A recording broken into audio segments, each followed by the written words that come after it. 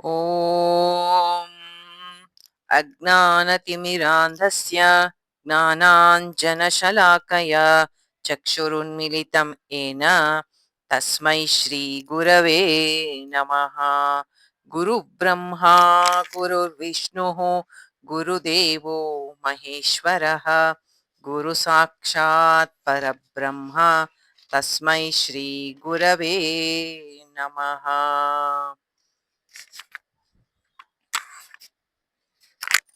तत्तुल्यं रामनामवरानने श्रीराम राम रामेति रमे रामे मनोरमे सहस्रनाम तत्तुल्यं रामनामवरानने श्रीराम राम रामेति रमे रामे मनोरमे सहस्रनाम तत्तुल्यं रामनामवरानने।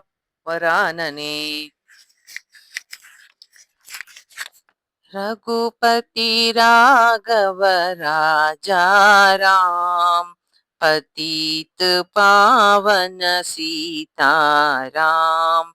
रघुपति राघव राजा राम पतित पावन सीताराम। राजा राम राजा राम राजा राम जय राजा राम। सीताराम सीताराम सीताराम जय सीताराम। रघुपति राघव राजा राम पतित पावन सीताराम पतित पावन सीताराम। ಯಾರಾದ್ರಿಂದ ಇವತ್ತಿನ ಈ ಕ್ಲಾಸ್ನಲ್ಲಿ ಏನೇನಿದೆ ಅಂತ ಪ್ರೋಗ್ರಾಮ್ನ ಹೇಳ್ಬಿಡ್ತೀನಿ. ಮೊದಲಿಗೆ ನಿನ್ನೆ ನಾಗಲಕ್ಷ್ಮಿ ಮತ್ತು ಲಲಿತಾ ಕಾಮತ್ ಇಬ್ರು ಒಂದೊಂದು ಪ್ರಶ್ನೆ ಕೇಳಿದ್ರು, ರಮ್ಯಾನು ಕೇಳಿದ್ರು. ಆದ್ರೆ ರಮ್ಯನ ಪ್ರಶ್ನೆಗೆ ಉತ್ತರ ಕೊಟ್ಟೆ ನಿನ್ನೆ. ಇವರಿಬ್ರು ಪ್ರಶ್ನೆಗೆ ಕೊಟ್ಟಿದ್ದೆ, ಬಟ್ ಆದ್ರೂ ಇನ್ನೂ ನನಗೆ ಸ್ವಲ್ಪ ಡೀಟೇಲ್ ಆಗಿ ಅದಕ್ಕೆ ಆನ್ಸರ್ ಮಾಡ್ಬೇಕು ಅನಿಸ್ತು. ಸೊ ಇವತ್ತು ಲಲಿತಾ ಮತ್ತೆ ನಾಗಲಕ್ಷ್ಮಿಯ ಕ್ವಶನ್ಗಳನ್ನ ಆನ್ಸರ್ ಮಾಡ್ತಾ, ನಾನು ಯಾವಾಗ್ಲೂ ಕ್ಲಾಸು ಇದೇ ತರನೇ ಮಾಡೋದು.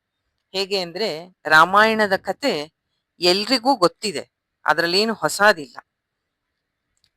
ಆದರೆ ಅದರ ಹಿಂದಿನ ತತ್ವಚಿಂತನೆ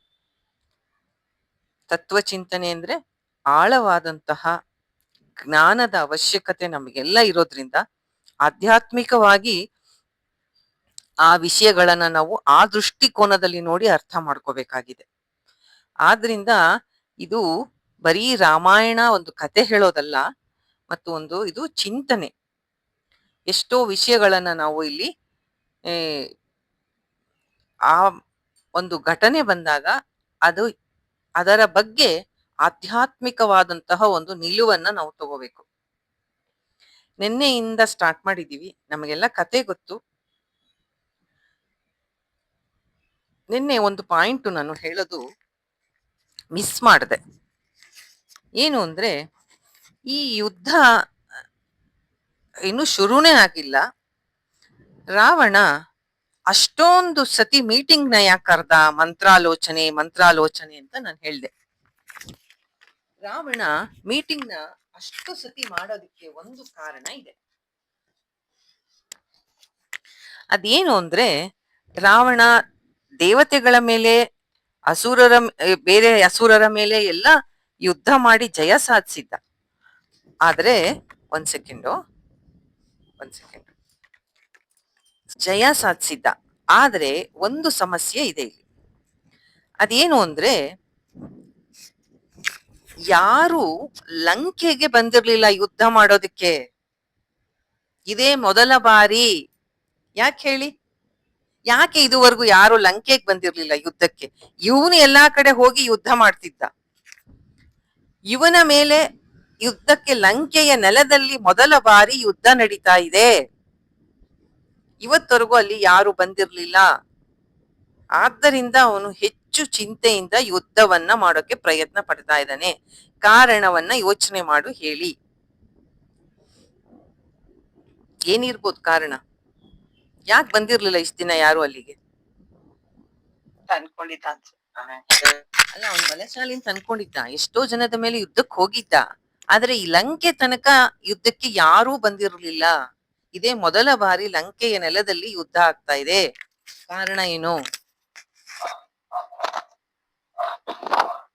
ಹರೇ ಕೃಷ್ಣ ಮಾತಾಜಿ. ಮೇ ಬಿ ಸುತ್ತಲೂ ಸಮುದ್ರ ಇತ್ತಲ್ವಾ, ಆಮೇಲೆ ಅಲ್ಲಿ ಕರೆಕ್ಟ್ ರಾಕ್ಷಸರು. ಕರೆಕ್ಟ್ ಪುಟ್ಟ, ಅದೇ ಕರೆಕ್ಟ್. ಲಂಕೆ ಫುಲ್ ಐಲ್ಯಾಂಡ್ ತರ ಸುತ್ತಲೂ ಸಮುದ್ರ. ಅವನು ಮಾಡಿದಂತಹ ಒಂದು ಪ್ರೊಟೆಕ್ಷನ್, ಅವನು ಮಾಡಿದಂತಹ ಲಂಕೆಯ ಒಂದು ಏನಂತಾರೆ, ಒಂದು ರಕ್ಷಣಾ ವ್ಯವಸ್ಥೆ, ಯಾರು ಅಲ್ಲಿ ಬರಕಾಗ್ತಿರ್ಲಿಲ್ಲ. ಇದೇ ಮೊದಲ ಬಾರಿಗೆ ಬಂದಿದ್ರು. ಅದಕ್ಕೆ ಅಷ್ಟು ಸತಿ ಮೀಟಿಂಗ್ ಮಾಡ್ದ ಅವನು. ಇದು ನಿನ್ನೆ ಅದಕ್ಕೆ ಅವನಿಗಷ್ಟು ಟೆನ್ಷನ್ ಆಯ್ತು. ಅದಕ್ಕೆ ಮಂತ್ರಿಗಳನ್ನ ಕರ್ಸಿ ಮೀಟಿಂಗ್ ಮಾಡ್ತಾ ಇದ್ದ. ಈಗ ನಾಗಲಕ್ಷ್ಮಿ ಇಲ್ವಾ? ಲಲಿತಾದು ಕ್ವಶನ್ ತಗೊಳ್ಳೋಣ. ನಾಗಲಕ್ಷ್ಮಿ ಇಲ್ಲ. ಲಲಿತಾ ಏನ್ ಕೇಳಿದ್ರು ನಿನ್ನೆ ಅಂದ್ರೆ, ಮಾತಾಜಿ, ರಾಮ ಅವನು ಸರ್ವ ಸಮರ್ಥ, ಅವನ್ ಯಾಕೆ ಈ ವಾನರರ ಒಂದು ಸಹಾಯವನ್ನ ತಗೋಬೇಕಾಗಿತ್ತು ಈ ಯುದ್ಧಕ್ಕೆ? ಅವನೇ ಮಾಡ್ಬೋದಾಗಿತ್ತಲ್ಲ. ಯಾಕೆ ವಾನರರ ಒಂದು ಸೈನ್ಯವನ್ನ ಸಹಾಯಕ್ಕೆ ತಗೊಳ್ಳೋ ಹಾಗೆ ರಾಮನಿಗೆ ಯಾವ ಅವಶ್ಯಕತೆ ಇತ್ತು? ಅಲ್ವಾ ಲಲಿತಾ? ನೆನ್ನೆ ಕೇಳಿದ್ರಿ ಅಲ್ವಾ ನೀವು? ಹ, ಎಷ್ಟು ಹ ಎಷ್ಟು ಒಂದು ಅಲ್ಲ, ಹಾಗಲ್ಲ. ಎಷ್ಟೋ ಒಂದು ಕಡೆ ಈ ಒಂದು ಘಟನೆಯ ಒಂದು ವಿವರಣೆ ಬರುತ್ತೆ ಎಷ್ಟೋ ಪುರಾಣಗಳಲ್ಲಿ. ಒಂದು ಸತಿ ಈ ರಾವಣ ತುಂಬಾ ಅವನು ಶಕ್ತಿವಂತ, ಪವರ್ಫುಲ್ಲು. ಅವನು ಎಲ್ಲಿ ಬೇಕಾದ್ರೂ ತನ್ನ ಪುಷ್ಪಕ ವಿಮಾನ ತಗೊಂಡು ಓಡಾಡ್ತಾ ಇರ್ತಾನೆ. ಒಂದ್ಸತಿ ಕೈಲಾಸ ಪರ್ವತ, ಮೌಂಟ್ ಕೈಲಾಸ, ಶಿವನ ಜಾಗಕ್ಕೆ ಹೋಗ್ತಾನೆ. ಅವನು ಎಲ್ಲಿ ಬೇಕಾದ್ರೂ ಓಡಾಡ್ತಿರ್ತಾನೆ ಆ ಪುಷ್ಪಕ ವಿಮಾನ ಇಟ್ಕೊಂಡು. ತಪಸ್ಸಿನಿಂದ ಇದರಿಂದ ಬಹಳ ಶಕ್ತಿ ಬಂದ್ಬಿಟ್ಟಿರುತ್ತೆ, ಮದ ಅವನಿಗೆ ಅಷ್ಟು. ಆಗ ಆ ಕೈಲಾಸದ ಶಿವನ ಒಂದು ಜಾಗಕ್ಕೆ ಹೋದಾಗ ನಂದಿಕೇಶ್ವರ, ಶಿವನ ವಾಹನ ನಂದಿ, ಅವನನ್ನ ತಡಿತಾನೆ. ರಾವಣಂಗೆ ಹೇಳ್ತಾನೆ, ರಾವಣ, ಶಿವ ತಪಸ್ಸಿನಲ್ಲಿದ್ದಾನೆ, ಧ್ಯಾನದಲ್ಲಿದ್ದಾನೆ, ಈಗ ಯಾರು ಹೋಗಿ ಡಿಸ್ಟರ್ಬ್ ಮಾಡಬಾರ್ದು.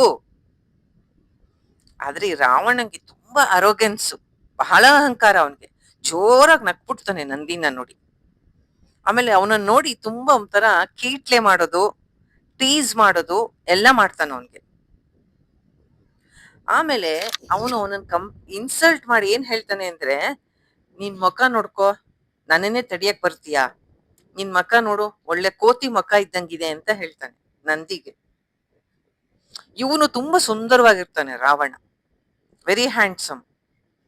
ಪಾಪ ನಂದಿಕೇಶ್ವರನಿಗೆ ಇನ್ಸಲ್ಟ್ ಮಾಡ್ತಾನೆ, ನಿನ್ ಮಕ ಕೋತಿ ಮಕ ಇದ್ದಂಗಿದೆ ಅಂತ ಹೇಳ್ತಾನೆ. ಆಗ ನಂದಿಗೆ ತುಂಬಾ ಬೇಸರ ಆಗತ್ತೆ, ಕೋಪ ಬರುತ್ತೆ. ಎಷ್ಟು ಡಿಸ್ರೆಸ್ಪೆಕ್ಟ್ ಮಾಡ್ತಾ ಇದ್ದಾನೆ ಇವನು ಅಂತ ಕೋಪದಿಂದ ನಂದಿ ಹೇಳ್ತಾನೆ, ನಿನ್ಗಿಷ್ಟು ಅಹಂಕಾರ ಆಗಿದೆ ಅಲ್ವಾ, ನೀನು ಈ ತರ ಇನ್ನೊಬ್ರಿಗೆ ಈ ತರ ಎಲ್ಲ ಕೀಟ್ಲೆ ಮಾಡೋದು, ಅಪಹಾಸ್ಯ ಮಾಡ್ತೀಯ ಅಲ್ವಾ, ನಿನ್ನ ಒಂದು ಸಂಪೂರ್ಣ ನಾಶಕ್ಕೆ ವಾನರರೇ ಕಾರಣ ಆಗ್ಲಿ ಅಂತ ಶಾಪ ಕೊಟ್ಟಿರ್ತಾನೆ ನಂದಿ. ಈ ಒಂದು ನಂದಿಯ ಶಾಪದವನ್ನ ಅದಕ್ಕೆ ಸರಿಯಾಗಿ ರಾಮಾಯಣ ಒಂದು, ಅದರಿಂದ ರಾಮ ಸ್ನೇಹ ಈ ವಾನರರ ಸೈನ್ಯದ ಜೊತೆ ಮಾಡ್ತಾನೆ. ಅದರಲ್ಲೂ ಹನುಮಂತ, ಸುಗ್ರೀವ, ಅಂಗದ ಎಲ್ಲ ಇರ್ತಾರೆ. ಅವರೆಲ್ಲರ ಸಹಾಯದಿಂದ ರಾಮ ರಾವಣನನ್ನ ಸೋಲಿಸ್ತಾನೆ. ಒಂದು ಪಾಯಿಂಟ್ ಆದ್ರೆ ಲಲಿತಾ, ಇನ್ನೊಂದು, ರಾಮ ಅವತಾರ ಮಾಡಿರೋದು ನೀವು ನೋಡಿ, ರಾಮ ಅವತಾರಕ್ಕೂ ಕೃಷ್ಣ ಅವತಾರಕ್ಕೂ ವ್ಯತ್ಯಾಸ. ರಾಮ ಯಾವುದೇ ಅತಿ ಮಾನುಷ ಅಂದ್ರೆ ಸೂಪರ್ ನ್ಯಾಚುರಲ್ ಪವರ್ಸ್ ನ ಎಕ್ಸಿಬಿಟ್ ಮಾಡಲ್ಲ, ಎಲ್ಲೂ ಮಾಡಲ್ಲ ರಾಮ. ಅವನು ಮನುಷ್ಯನಾಗೇ ಇರ್ತಾನೆ. ಕೃಷ್ಣ ಮಾಡ್ತಾನೆ, ಕಾಳಿಂಗ ಮರ್ದನ, ಕಿರು ಬೆರಳಲ್ಲಿ ಪರ್ವತ ಎತ್ತದು. ಆದ್ರೆ ರಾಮ ಅವತಾರ ಆಗಿರದೆ, ಅವನೇನಾದ್ರೂ ಹಾಗೆ ದೈವ ಅಂಶಗಳನ್ನ ಎಕ್ಸಿಬಿಟ್ ಮಾಡಿದ್ರೆ, ಯಾಕೆಂದ್ರೆ ರಾವಣನಿಗೆ ಏನ್ ವರ ಇರುತ್ತೆ, ಮನುಷ್ಯರಿಂದ ಸಾವು ಅಂತ ಇರುತ್ತೆ. ಆದ್ರಿಂದ ರಾಮ ಯಾವತ್ತೂನು ಮನುಷ್ಯನಾಗೆ ಅವನು ಇರ್ತಾನೆ, ಯಾವತ್ತು ತನ್ನ ಒಂದು ಶಕ್ತಿಗಳನ್ನ ಪ್ರದರ್ಶನ ಮಾಡೋದಿಲ್ಲ. ಹಾಗಿದ್ದಕ್ಕೆ ಅದ್ರೊಳದೆ ಅವನು ದಶರಥನ ಮಾನವನಾಗೆ ರಾಮ ಲಕ್ಷ್ಮಣರು ಬಹಳ ಶೂರವೀರರು. ಆದರೂ ಪ್ರೀತಿಯಿಂದ ಕರುಣೆಯಿಂದ ಈ ಕಪಿಗಳ ಜೊತೆ ಕರಡಿಗಳ ಜೊತೆ ಸ್ನೇಹವನ್ನ ಮಾಡ್ತಾನೆ, ಅವರನ್ನು ತನ್ನ ಈ ಮಹಾನ್ ಕಾರ್ಯದಲ್ಲಿ ಉಪಯೋಗಿಸ್ಕೊತಾನೆ.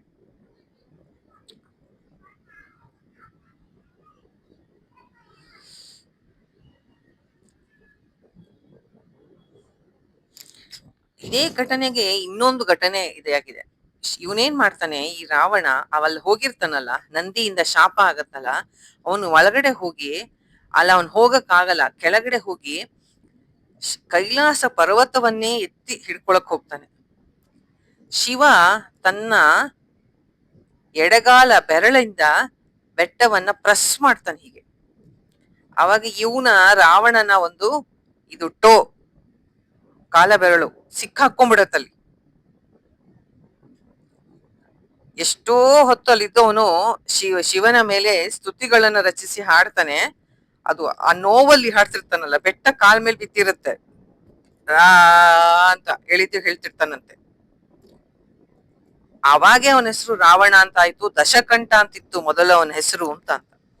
ಅಷ್ಟು ನೋವಲ್ಲೂ ಶಿವನ ಮೇಲೆ ಸ್ತುತಿ ಮಾಡಿದ್ದಕ್ಕೆ ಶಿವ ಅವನ ಮೇಲೆ ಪ್ರೀತಿಯಿಂದ ಬಂದು ಅವನನ್ನ ಆ ಪೇನಿಂದ ರಿಲೀಸ್ ಮಾಡ್ತಾನೆ. ಆಮೇಲೆ ಅಷ್ಟು ನೋವಲ್ಲೂ ನನ್ನನ್ನ ಸ್ತುತಿ ಮಾಡಿದ್ಯಲ್ಲ ರಾವ ಅಂತಂದ್ರೆ, ರಾಗದಲ್ಲಿ ಹಾಡ್ತಾ ಇದ್ಯಲ್ಲ ಅಂತ ಹೇಳಿ ಶಿವ ಅಂತೆ ಮೊದಲ ಸತಿ ಅವನನ್ನ ರಾವಣ ಅಂತ ಕರ್ತಿತ್ತು. ಬಟ್ ಇದೆಲ್ಲ ಪುರಾಣದ ಕಥೆಗಳು. ನಮ್ಮ ರಿಯಲ್ ಇಂಟ್ರೆಸ್ಟ್ ಆಧ್ಯಾತ್ಮ ಆಗಿರೋದ್ರಿಂದ ರಾವಣನಿಗೆ ಆದಂತಹ ಇನ್ಸಲ್ಟು ಈಗೋ ನಾಶ ಆಗ್ಬೇಕು, ವಿನಯ ಬರಬೇಕು. ನಂದಿ ಕೊಟ್ಟಂತಹ ಶಾಪ ಕರ್ಮದ ಒಂದು ಲಾ ಆಫ್ ಕರ್ಮ, ಅದು ಇಡೀ ವರ್ಲ್ಡ್ ಅಲ್ಲಿ ಆಪರೇಟ್ ಆಗುತ್ತೆ. ಅದು ರೆಸ್ಪಾಂಡ್ ಮಾಡುತ್ತೆ ಅರೋಗೆನ್ಸ್ಗೆ. ಮತ್ತೆ ವಾನರರಿಂದ ರಾವಣನ ನಾಶ ಆಗತ್ತೆ ಅಂದ್ರೆ, ನಮ್ಮ ಈಗೋ ಯಾವಾಗ್ಲೂ ಅನ್ಕೊಳ್ಳುತ್ತೆ ನಾನ್ ಶ್ರೇಷ್ಠ ಎಲ್ರಿಗಿಂತ, ಮಿಕ್ಕಿದವರೆಲ್ಲ ನನಗಿಂತ ಬಹಳ ಕಮ್ಮಿ ಅಂತ. ಆ ಪ್ರೈಡ್ ನ ಡಿಸ್ಟ್ರಾಯ್ ಮಾಡುತ್ತೆ ಈ ಘಟನೆ. ಇದು ನಾವು ಕಲಿಬೇಕಾಗಿರೋದು. ನಮಗೆ ರಾವಣನಿಂದ ಏನಾಗಬೇಕಾಗಿಲ್ಲ, ವಾನರರಿಂದ ಏನಾಗಬೇಕಾಗಿಲ್ಲ. ನಾವು ಕಲಿಬೇಕಾಗಿರೋದು ನಮ್ಮ ಈಗೋನ ಹೇಗೆ ರೆಡ್ಯೂಸ್ ಮಾಡ್ಬೇಕು. ಯಾರೂ ನಮಗಿಂತ ಕಮ್ಮಿ ಅಲ್ಲ, ದುರ್ಬಲರಲ್ಲ.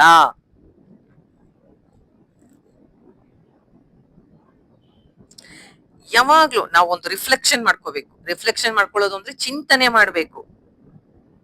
ಯಾವಾಗ್ಲೂ ನಮ್ಮ ಅಹಂಕಾರ ಕೆಳಗೆ ಬೀಳೋದು, ನಾವ್ ಅನ್ಕೋತೀವಿ ಇದು ನಮ್ನಗಿಂತ ಕಮ್ಮಿ ಅಂತ ಅಂಡರ್ ಎಸ್ಟಿಮೇಟ್ ಮಾಡ್ತೀವಲ್ಲ, ಆಗ್ಲೇ ನಾವು ಬೀಳೋದ್ ಕೆಳಗಡೆ. ಇತ್ತು ಅಂದ್ರೆ ಹೇಗೆ ಸಾಧ್ಯ? ಎಲ್ಲರೂ ಅವರ ಮನೆಯಲ್ಲಿ ಅಷ್ಟು ದೈತ್ಯರು ದುಷ್ಟರು ಇದ್ದಾರೆ, ಈ ವಿಭೀಷಣನಿಗೆ ಮಾತ್ರ ಸಾತ್ವಿಕ ಗುಣ ಹೇಗೆ ಸಾಧ್ಯ ಅಂತ ಕೇಳಿದ್ರು. ಹೌದಾ? ಕೇಳಿದ್ರು ನಾಗಲಕ್ಷ್ಮಿನೇನೆ. ಕೇಳಿದ್ರಿ ಅಲ್ವಾ?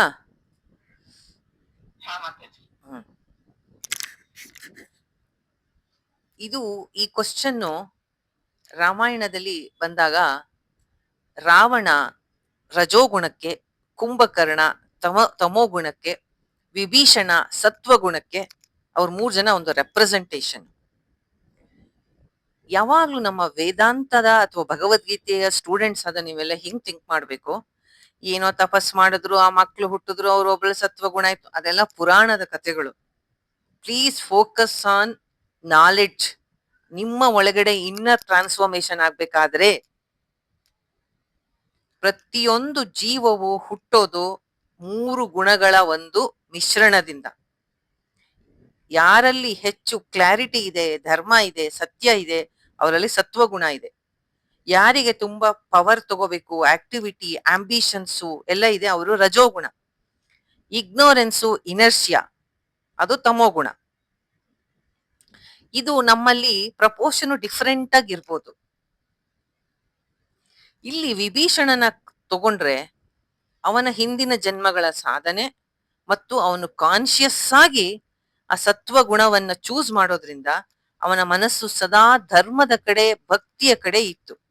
ರಾವಣನ ಮನಸ್ಸು ಸದಾ ಅಧಿಕಾರ, ಒಬ್ಬರನ್ನ ಸೋಲ್ಸೋದು, ಸಕ್ಸಸ್ಸು, ಇದು ಅವನನ್ನ ರಾಜಸಿಕನನ್ನಾಗಿ ಮಾಡ್ತು. ಭಗವದ್ಗೀತೆಯಲ್ಲಿ ನಾವು ಓದಿದ್ ಎಷ್ಟೋ ಸತಿ ಕೃಷ್ಣ ಎಕ್ಸ್ಪ್ಲೇನ್ ಮಾಡ್ತಾನೆ ಇದನ್ನ. ಪ್ರತಿಯೊಬ್ಬರು ಜಗತ್ತಿನಲ್ಲಿ ನಡ್ಕೊಳ್ಳೋದು according to their inherent nature. ಅವರವರ ಸ್ವಭಾವಕ್ಕೆ ತಕ್ಕಂತೆ ಪ್ರತಿಯೊಬ್ಬರು ನಡ್ಕೋತಾರೆ. ಮತ್ತೆ ತಪಸ್ಸು ಮಾಡೋದು ನಮ್ಮ ಪರ್ಸನಲ್ ಚಾಯ್ಸ್ ಅಮ್ಮ. ನನ್ನ ಪರ್ಸನಲ್ ಚಾಯ್ಸು, ನಿಮ್ಮ ಪರ್ಸನಲ್ ಚಾಯ್ಸು. ಜಗಳನೂ ಆಡ್ಬೋದು, ತಪಸ್ಸು ಮಾಡ್ಬೋದು. ವಿಭೀಷಣ ಕಾನ್ಶಿಯಸ್ ಆಗಿ ಚೂಸ್ ಮಾಡ್ತಾನೆ. ಸೆಲ್ಫ್ ಕಂಟ್ರೋಲು, ಪ್ರಾರ್ಥನೆ, ಧರ್ಮದ ಮಾರ್ಗದಲ್ಲಿರೋದು. ಲಂಕೆಯಲ್ಲಿ ಇದ್ದರೂ, ಅವನು ರಾಕ್ಷಸ ಕುಲದಲ್ಲಿ ಹುಟ್ಟಿದರೂ, ಇದು ಅವನ ಪರ್ಸನಲ್ ಎಫರ್ಟು. ಸಾಧನೆ ಮಾಡ್ಬೇಕು, ನನ್ನನ್ನ ನಾನು ಸತ್ವ ಗುಣದಲ್ಲಿ ಇಟ್ಕೋಬೇಕು ಅನ್ನೋದು ನಮ್ಮ ಪರ್ಸನಲ್ ಚಾಯ್ಸು. ಅವನಿಗೆ ಅಪೋಸಿಟ್ ಆಗಿ ರಾವಣ ಎಷ್ಟೇ ಜ್ಞಾನ ಇದ್ರು ಅವನ್ ತನ್ನ ಈಗೋನ, ತನ್ನ ಬಯಕೆಗಳನ್ನ ಪ್ರಿಯಾರಿಟಿಯಲ್ಲಿ ಇಟ್ಕೋತಾನೆ.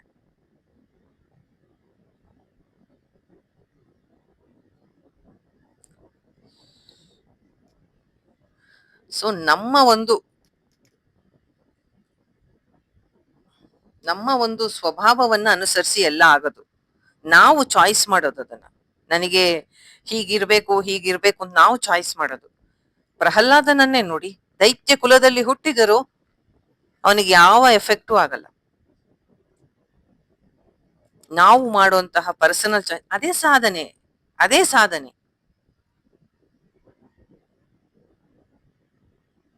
ಗೊತ್ತಾಯ್ತಾ? ಅದೇ ಸಾಧನೆ. ವಿಭೀಷಣನ ಕಥೆಯಿಂದ ನಮಗೇನ್ ಗೊತ್ತಾಗುತ್ತೆ ಅಂದ್ರೆ, ಅಧರ್ಮದ ವಾತಾವರಣದಲ್ಲಿದ್ದರೂ ನಾವು ಧರ್ಮವನ್ನ ಸೆಲೆಕ್ಟ್ ಮಾಡ್ಕೋಬಹುದು, ಚೂಸ್ ಮಾಡ್ಕೋಬಹುದು.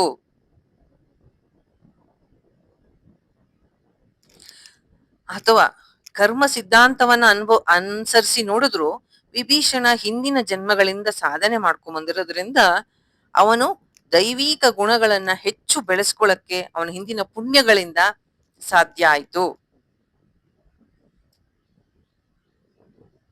ಅದ್ವೈತದ ಒಂದು ದೃಷ್ಟಿಕೋನದಲ್ಲಿ ನೋಡಿದ್ರೆ ಲಂಕಾ ಅನ್ನೋದು ಒಂದು ನಮ್ಮ ಮನಸ್ಸೆ, ರಾವಣ ಅನ್ನೋದು ನಮ್ಮ ಈಗೋ, ವಿಭೀಷಣ ಅನ್ನೋದು ನಮ್ಮ ಸತ್ವ ಬುದ್ಧಿ. ಅದು ಯಾವಾಗಲೂ ಆತ್ಮದ ಕಡೆ ತಿರುಗ್ಬೇಕು. ರಾಮ ಅಂದ್ರೆ ಸೆಲ್ಫ್, ಆತ್ಮ, ಅವನ ಕಡೆ ತಿರುಗ್ಬೇಕದು.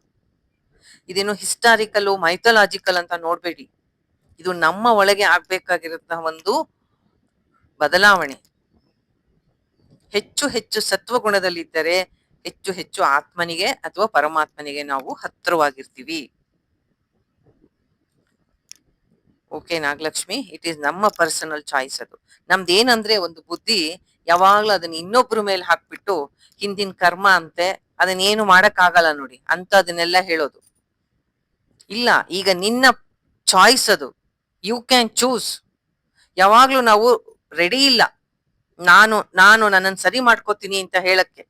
ಯಾವಾಗ್ಲೂ ಯಾರ್ದೋ ಮೇಲೆ ಹಾಕ್ತಾ ಇರೋದು, ನನ್ ಕರ್ಮ ಅಂತೆ, ನಮ್ಮನೆ ವಾತಾವರಣ ಅಂತೆ, ಯಾರ್ದೋ ಮೇಲೆ ಬ್ಲೇಮ್ ಹಾಕೋದ್ರಲ್ಲಿ ನಾವು ಎಕ್ಸ್ಪರ್ಟ್ ಇಲ್ಲ. ಇದು ನಮ್ಮ ಪರ್ಸನಲ್ ಚಾಯ್ಸ್. ನಿಮ್ಮ ಮನಸ್ಸಿಂದ ನೀವು ಮಾಡುವಂತಹ ಚಾಯ್ಸ್ಗೆ ಯಾರು ನಿಯಂತ್ರಣ ಮಾಡಕ್ಕಾಗಲ್ಲ.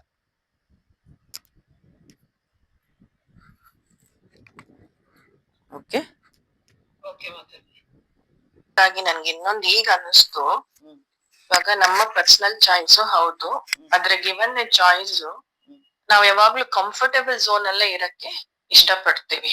ಕಂಫರ್ಟೇಬಲ್ ಝೋನ್ ಅಂದ್ರೆ ಏನು, ಧರ್ಮನೇ ಬೇಡ ಅಂದ್ರೆ ಅದ್ ಯಾರ್ ಮಾಡೋರು, ಯಾಕೆ ಕುತ್ಕೊಳ್ಳೋದು, ಸಾಧಾರಣ ಹೇಳ್ತೀನಿ ಒಂದು ಆ ಲೈನ್ ಬರಕ್ಕೂನು, ಅಂದ್ರೆ ನಾನ್ ಮಾಡ್ಬೇಕು ಅಂತ ಒಂದು ಡೈರೆಕ್ಷನ್ ಬರಕ್ಕೂನು ಟೈಮು ಇಲ್ಲ ದೇವ್ರ ಅನುಗ್ರಹ ಇನ್ನೇನಾದ್ರೂ ಬೇಕೇ ಬೇಕಲ್ವಾ ಮಾತಾಜಿ. ಇವಾಗ ನಾನು ಅಷ್ಟೇ ಲೇಟ್ ಆಗಿ ಎದ್ದೇಳ್ಬೋದು, ಅದು ಕಂಫರ್ಟೇಬಲ್ ಝೋನು. ನನ್ ಪೂಜೆ ಮಾಡೋದ್ ಬೇಡ, ಇಲ್ಲ ಏಕಾದಶಿ ಮಾಡೋದ್ ಬೇಡ, I am coming out of my comfortable zone. ಅದು ಧರ್ಮ ಮಾರ್ಗದಲ್ಲಿ ಇರ್ಬೇಕು ಅಂತ ಎಫರ್ಟ್ ಹಾಕಕ್ಕೂನು ಅದಕ್ಕೊಂದ್ ಕಾರಣ ಬೇಕು. ಖಂಡಿತ.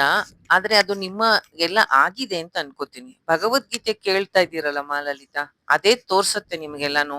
ನೀವೆಲ್ಲ ಧರ್ಮ ಮಾರ್ಗದಲ್ಲಿ ಮುಂದುವರಿಬೇಕು ಅಂತ ನಿಮ್ಗೆಲ್ಲೋ ಮನಸ್ಸಿನಲ್ಲಿ ಆಸೆ ಇರೋದ್ರಿಂದಲೇ ಗೀತೆಯಂತಹ ಮಹಾ ಜ್ಞಾನ ಯಜ್ಞವನ್ನ ಮಾಡ್ತಾ ಇದ್ದೀರಾ.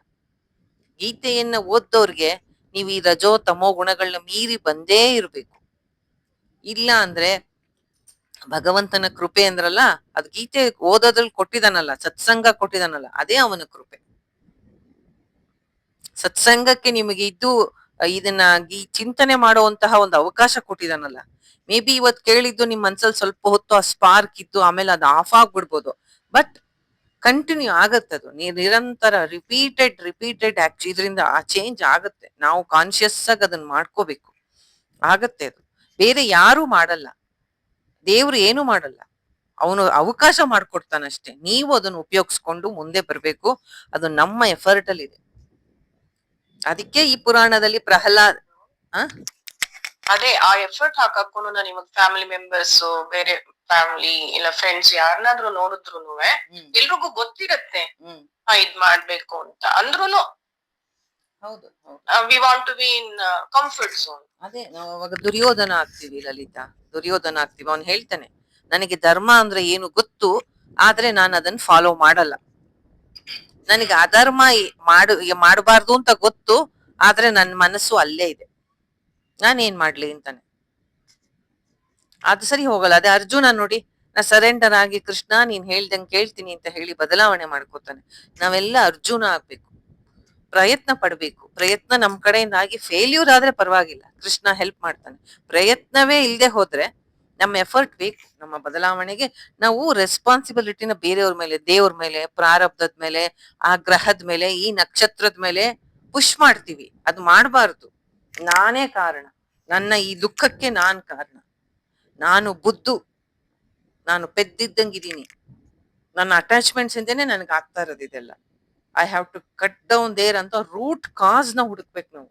ಸುಮ್ನೆ ಏನೋ ಮಾಡ್ತಾ ಇದ್ರೆ ಸರಿ ಹೋಗಲ್ಲ. ಜ್ವರ ಬಂದವ್ರಿಗೆ ನೀವು ಮೆಡಿಸನ್ ಕೊಡದೆ ಸುಮ್ನೆ ಹೊರಗಡೆಯಿಂದ ಹೊದಿಕೆ ಒದಿಸ್ದಂಗೆ, ಆಮೇಲೆ ಹಣೆ ಸವರ್ದಂಗೆ, ಅದೆಲ್ಲ ಎಮೋಷನಲಿ ಸ್ವಲ್ಪ ಕನ್ಸೋಲ್ ಮಾಡ್ಬೋದು, ಆದ್ರೆ ಜ್ವರ ಹೋಗಲ್ಲ. ಮೆಡಿಸನ್ ಕೊಡ್ಬೇಕು. ಹಂಗೆ ಓಕೆ, ನಾನು ಸ್ಟಾರ್ಟ್ ಮಾಡೋಣ. ಲಲಿತಾ, ನಾನು ಬೇಕಾದ್ರೆ ಇನ್ನೊಂದ್ಸತಿ ನಿಮಗೆ ಬರೀತೀನಿ ಅದನ್ನ. ಪ್ರೇಮ ಏನು ಹೇಳ್ತಾ ಇದ್ದೀರಾ ಪ್ರೇಮ? ಮತ್ತೆ ಮತ್ತೆ ಮತ್ತೆ ಕಶ್ಯಪರ್ಗೆ ಹಿರಣ್ಯ ಕಶ್ಯಪ ಹುಟ್ಟುವಾಗ ಇವ್ರು ಹೇಳ್ತಾರ ಮತ್ತಜ್ಜಿ, ನಿನ್ನ ಮಕ್ಕಳು ಕೆಟ್ಟವರಾಗಿರ್ಬೋದು, ಆದ್ರೆ ನಿನ್ ಮೊಮ್ಮಗ ಭಕ್ತನಾಗಿ ಹುಟ್ತಾರಂತ. ಅದು ಫ್ಯೂಚರ್ ಎಲ್ಲ ಹೇಳ್ಬಿಡ್ತಾರಲ್ಲ ಮತ್ತಜ್ಜಿ ಅವರು. ಹೌದು. ಅಂದ್ರೆ ಅವನು ಸದ್ಮಾರ್ಗದಲ್ಲೇ ಸಾತ್ವಿಕವಾಗಿ ಹುಟ್ತಾನೆ ಅಂತ ಗೊತ್ತಾಗುತ್ತಾ, ಅವಾಗ ಅವನು ಧರ್ಮದಲ್ಲೇ ನಡೀತಾನೆ ಅಂತ ನಮ್ಗೆ. ಅವರು ದಿವ್ಯ ಕಶ್ಯಪರು ಬ್ರಹ್ಮನ ಮಗ. ಅವ್ರಿಗೆ ದಿವ್ಯ ದೃಷ್ಟಿ ಇರುತ್ತೆ, ಅವ್ರು ಹೇಳ್ತಾರೆ. ಸರಿ ಮಾತಾಜಿ ಹೇಳ್ತಾರೆ ಸರಿ. ಆದ್ರೆ ಭಕ್ತ ಪ್ರಹ್ಲಾದ ಅಧರ್ಮಕ್ಕೆ ಹೋಗಲ್ಲ, ಧರ್ಮದಲ್ಲೇ ನಡೀತಾನಂದ್ರೆ ಅವನಿಗೆ ದೇವತೆ ಬಲ ಇದ್ದೇ ಇರ್ಬೇಕಲ್ವಾ? ಇಲ್ಲ, ಅವ್ನ ಹಿಂದಿನ ಜನ್ಮದ ಸಾಧನೆ ಅದು.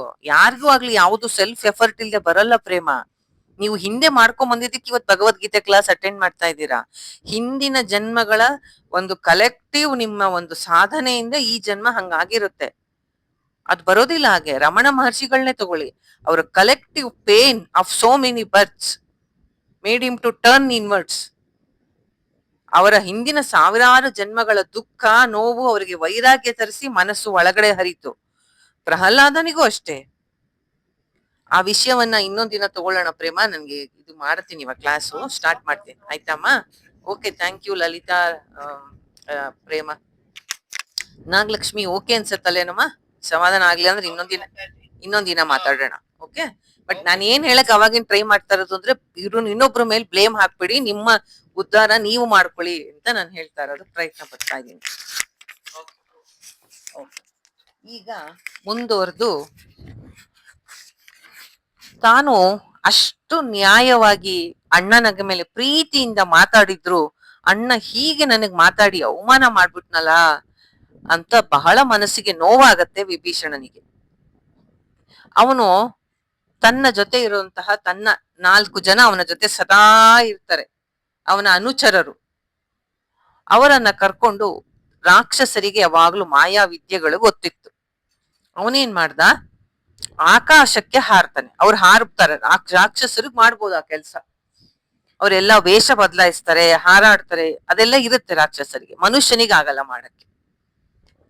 ಅವಾಗ ಕೊನೆಗೆ ಅಣ್ಣನಿಗೆ ಒಂದ್ ಮಾತು ಹೇಳ್ತಾನೆ, ಮಹಾರಾಜ ರಾವಣ, ನೀನು ನನಗೆ ಅಣ್ಣ, ನನ್ನ ತಂದೆ ಸಮಾನ, ಏನ್ ಬೇಕಾದ್ರೂ ಬೈ ನನ್ನನ್ನ. ಆದ್ರೆ ನೀನು ಧರ್ಮ ಮಾರ್ಗವನ್ನ ಮೀರಿದ್ಯಾ. ನಿನ್ನನ್ನು ಉಳಿಸ್ಬೇಕು ಅಂತ ಬಹಳ ಪ್ರಯತ್ನ ಪಟ್ಟೆ ನಾನು. ನನ್ನ ಮನಸ್ಸಲ್ಲಿ ಇದ್ದಿದ್ದನ್ನೆಲ್ಲ ನಿನಗೆ ಧರ್ಮ ಬುದ್ಧಿ ಮಾತನ್ನ ಹೇಳಿದೆ. ಅದ್ರ ಹಿಂದಿದ್ದು ಒಂದೇ, ನಿನ್ನ ಕ್ಷೇಮ, ನಿನ್ನ ಮೇಲೆ ಅತಿಯಾದ ಪ್ರೀತಿ ಅಣ್ಣ ಅಂತ. ಅದಕ್ಕೆ 4 ಹಿತವಾದ ಬುದ್ಧಿ ಮಾತನ್ನ ಹೇಳಿದೆ. ಆದ್ರೆ ನೀನ್ ಅದನ್ನ ಅರ್ಥ ಮಾಡ್ಕೊಳ್ದೆ ನನ್ ಮೇಲೆ ಕಠೋರವಾದ ಅಬೋಧನೆ ಮಾಡ್ತಾ ಇದೀಯ. ನಿನಗೆ ಬುದ್ಧಿ ಮಾತು ಹಿಡಿಸ್ತಿಲ್ಲ. ನಿನಗೆ ಯಾವಾಗ್ಲೂ ನಿನ್ ಮುಂದೆ ಪ್ರಿಯವಾಗಿ ಯಾರು ಮಾತಾಡ್ತಾರೋ ಅಂತಹ ಜನ ನಿನಗ್ ಬೇಕು. ನಿನಗೆ ಸತ್ಯವನ್ನು ಹೇಳೋರು ಕಮ್ಮಿ ಜನ ಇದ್ದಾರೆ, ಆದ್ರೆ ನಿನಗದು ಬೇಡ. ಯಾಕೆ ಗೊತ್ತಾ, ಮೃತ್ಯು ನಿನ್ನ ಕತ್ತಿಗೆ ಸುತ್ತ ಹಾಕೊಂಡಿದೆ, ಅದಕ್ಕೆ ನೀನ್ ನಮ್ ಯಾರ ಮಾತು ಕೇಳ್ತಾ ಇಲ್ಲ. ನೀನು ರಾಮನ ಬಾಣಕ್ಕೆ ಸಿಕ್ಕಿ ನಾಶ ಆಗೋದಂತೂ ಖಂಡಿತ.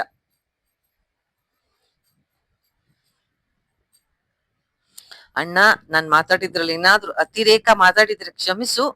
ಎಷ್ಟಾದ್ರೂ ನೀನು ನನ್ನ ಅಣ್ಣ, ನನ್ನ ಗುರುವಿನ ಹಾಗೆ.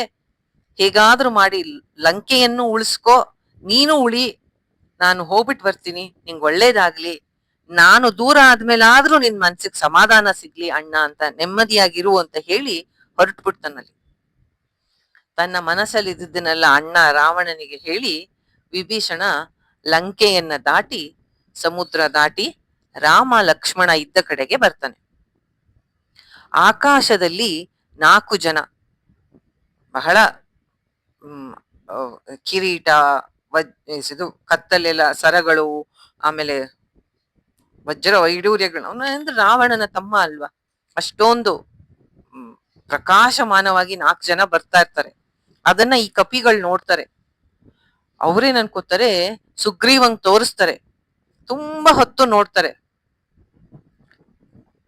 ಆಮೇಲೆ ಅವರೆಲ್ಲ ಹೇಳ್ತಾರೆ, ಸುಗ್ರೀವ ಹನುಮಂತಂಗ್ ಹೋಗ್ಬಿಟ್ಟು, ಯಾರೋ ರಾಕ್ಷಸರು 4 ಜನ ಬರ್ತಾ ಇದಾರೆ, ನಮ್ಮನ್ ಕೊಲ್ಲಕ್ ಬರ್ತಿದ್ದಾರೆ ಅಂತ ಅನ್ಸತ್ತೆ ಅಂತ ಹೇಳಿದ್ಬಿಟ್ಟು ಎಲ್ಲ ಕಪಿಗಳು ಹತ್ತತ್ರ ಇದ್ದ ಮರಗಳ ಮೇಲೆ ಹತ್ಬಿಟ್ಟು ಅಲ್ಲಿರೋ ಬಂಡೆಗಳನ್ನೆಲ್ಲ ಎತ್ಕೊಂಡು ಅವ್ರಿಗೆ ಹೊಡೆಯಕ್ಕೆ ರೆಡಿ ಆಗಿರ್ತಾರೆ. ಇದನ್ನ ವಿಭೀಷಣ ಗಮನಿಸ್ತಾನೆ. ಅವನು ಜೋರಾದ ಧ್ವನಿಯಲ್ಲಿ ಆಕಾಶದಿಂದಲೇ ಕೂಗ್ತಾನೆ, ನಾನು ವಿಭೀಷಣ, ಪಾಪಿ ರಾವಣ ಇದಾನಲ್ಲ ಅವನ್ ತಮ್ಮ ನಾನು. ರಾವಣನ ಆಸ್ಥಾನದಿಂದ ಅವನನ್ನ ತ್ಯಜಿಸಿ ಅವನನ್ನ ಬಿಟ್ಟು ಬಂದಿದ್ದೀನಿ. ಅವನು ಮಹಾದುಷ್ಟ, ಸೀತೆಯನ್ನ ಕದ್ಕೊಂಬಂದಿದ್ದಾನೆ. ಪಾಪ ಆ ಜಟಾಯುವನ್ನು ಸಹ ಕೊಂದಾಕಿದ್ದಾನೆ. ಸೀತೆಯನ್ನ ಅಶೋಕವನದಲ್ಲಿ ಸೆರೆ ಇಟ್ಟಿದ್ದಾನೆ. ಅವನನ್ನ ರಾಮನಿಗೆ ಹಿಂದಿರುಗಿಸ್ ಕೊಟ್ಬಿಡು ಅಂತ ನಾನು ಬುದ್ಧಿ ಸಾರಿ ಸಾರಿ ಹೇಳಿದ್ರೆ ನನ್ ಮಾತು ಕೇಳದೆ ನನ್ನನ್ನೇ ಕೀಳಾಗಿ ನಡೆಸ್ಕೊಂಡು ಬಹಳ ಕೆಟ್ಟದಾಗಿ ಅವಮಾನ ನಿಂದನೆ ಮಾಡಿ ಕಳಿಸಿದ್ದಾನೆ.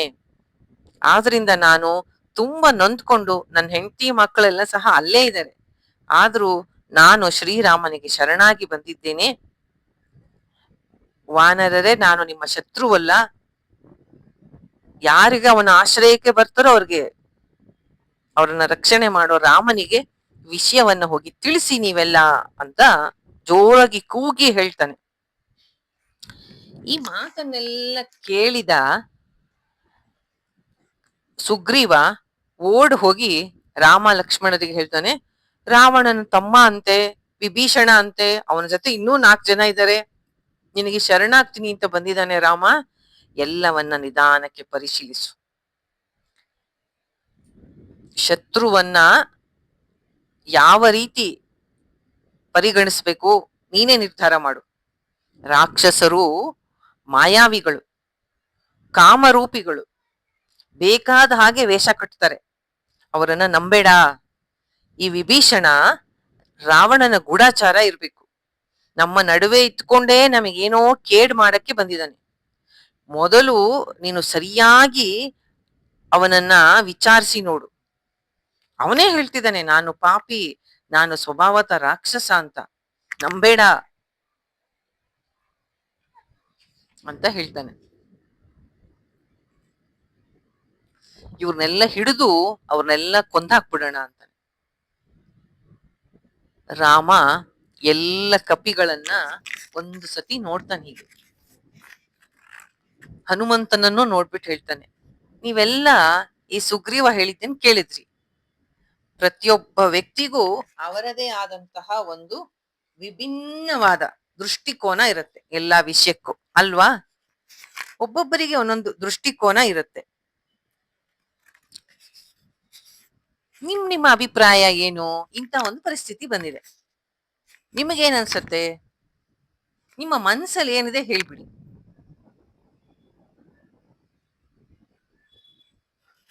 ಆಗ ಹನುಮಂತ ಹೇಳ್ತಾನೆ, ರಾಮ, 3 ಲೋಕಗಳಲ್ಲೂ ನಿನಗೆ ತಿಳಿಯದ ವಿಷಯ ಇಲ್ಲ. ನಮ್ಮ ಅಭಿಪ್ರಾಯ ಕೇಳ್ತೀಯ ನೀನು? ನಿನ್ನ ಸಹೃದಯತೆ ಅಂದ್ರೆ ನಿನ್ನ ಮನಸ್ಸು ಎಷ್ಟು ಸುಂದರವಾಗಿದೆ. ನೀನೇ ಅತ್ಯಂತ ಶೂರ, ಸತ್ಯವಂತ, ದೃಢವಾದ ಬುದ್ಧಿ ಉಳ್ಳವನು, ತುಂಬಾ ಸರಿಯಾಗಿ ಸಮಯಕ್ಕೆ ಸರಿಯಾಗಿ ಯೋಚನೆ ಮಾಡ್ತೀಯ, ಪ್ರೀತಿ ತೋರಿಸ್ತೀಯ ಎಲ್ಲರ ಮೇಲೂ, ತುಂಬಾ ವಿವೇಕಿ. ಅಂತದ್ರಲ್ಲಿ ನೀನು ನಮ್ಮ ಅಭಿಪ್ರಾಯ ಕೇಳ್ತೀಯ? ಆಗ ಅಂಗದ ಮುಂದೆ ಬಂದು ಹೇಳ್ತಾನೆ, ಅವನು ಶತ್ರು ಪಕ್ಷದಿಂದ ಬಂದಿದ್ದಾನೆ, ಅವನನ್ನ ಅನುಮಾನಿಸ್ಲೇಬೇಕು, ಅಂಥವ್ರನ್ನ ನಂಬಕ್ಕಾಗಲ್ಲ, ನಂಬಿಸಿ ನಮಗೆ ಮೋಸ ಮಾಡ್ತಾರೆ. ಇವರು ಮೊದಲೇ ರಾಕ್ಷಸರು, ಸರಿಯಾಗಿ ಯೋಚನೆ ಮಾಡಿ, ನನಗಂತೂ ಅವನ ಪ್ರಾಮಾಣಿಕತೆ ಬಗ್ಗೆ ಸ್ವಲ್ಪ ಸಂಶಯನೇ. ಅವನನ್ನ ಟೆಸ್ಟ್ ಮಾಡೋಣ, ಒಳ್ಳೆಯವನಾಗಿದ್ರೆ ತಗೊಳ್ಳೋಣ, ಇಲ್ದರೆ ಅವನನ್ನ ಸಾಯಿಸ್ಬಿಡೋಣ ಅಂತಾನೆ. ಹಾಗೆ ಪ್ರತಿಯೊಬ್ಬ ವಾನರರು ತಮ್ಮ ತಮ್ಮ ಅಭಿಪ್ರಾಯಗಳನ್ನ ಹೇಳ್ತಾರೆ.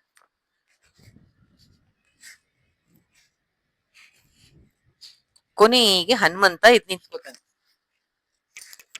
ಹನುಮಂತ ಎದ್ ನಿಂತ್ಕೊಂಡು ಹೇಳ್ತಾನೆ ಮೃದುವಾಗಿ, ಮೆದು ಧ್ವನಿಯಲ್ಲಿ, ನಾನು ಎನ್ನೆನೆ ಹೇಳ್ದೆ, ಅವನು ವಾಕ್ ಕೋವಿದ ಅಂತ, ತುಂಬಾ ಚೆನ್ನಾಗಿ ಮಾತಾಡ್ತಾನೆ ಹನುಮಂತ. ಅವನ್ ಹೇಳ್ತಾನೆ, ರಾಮ, ನೀನು ಬೃಹಸ್ಪತಿ, ಯಾಕಂದ್ರೆ ದೇವತೆಗಳ ಗುರು ಬೃಹಸ್ಪತಿ, ಅವನಿಗಿಂತಲೂ ಪ್ರಾಜ್ಞ ಅಂದ್ರೆ ತಿಳುವಳಿಕೆ ಇರೋನು, ಜ್ಞಾನ ಇರೋನು, ತುಂಬಾ ವಿವೇಕಿ, ನಿನ್ನನ್ನು ಮೀರಿದವರು ಯಾರೂ ಇಲ್ಲ. ಆದರೂ ನೀನು ನಮ್ಮನ್ನ ಕೇಳದೆ ಏನ್ ಮಾಡ್ಬೇಕು ಅಂತ, ಅದಕ್ಕೆ ಹೇಳ್ತೀನಿ. ಎಲ್ಲ ಕಪಿಗಳು ಅವರವರ ಅಭಿಪ್ರಾಯ ಇಟ್ಟಿದ್ದಾರೆ, ಅದು ಅವ್ರ ಪ್ರಕಾರ ಸರಿ ಇರ್ಬೋದು. ಈ ಅಂಗದ ಹೇಳಿದ್ದು ನನಗೇನ್ ಸರಿ ಅನ್ಸಲ್ಲ. ಈ ಸಮಯದಲ್ಲಿ ಅವನನ್ನ ಏನ್ ಪರೀಕ್ಷೆ ಮಾಡ್ತೀಯ ನೀನು? ಅವನ ಗುಣ ಹೆಂಗ್ ಕಂಡಿಡಿತೀಯ?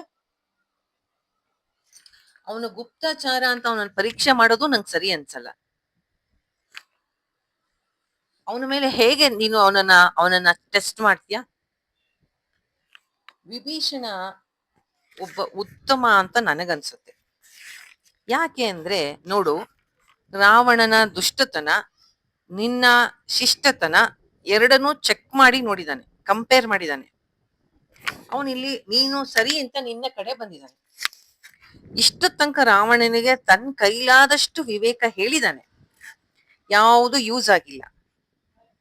ಈಗ ನೀನು ಯುದ್ಧಕ್ಕೆ ಬಂದು ನಿಂತಿದ್ದಾಗ ಇದೇ ಸರಿಯಾದ ಕಾಲ ಅಂತ ವಿಭೀಷಣ ಉತ್ತಮವಾದ ನಿರ್ಧಾರ ತಗೊಂಡಿದ್ದಾನೆ.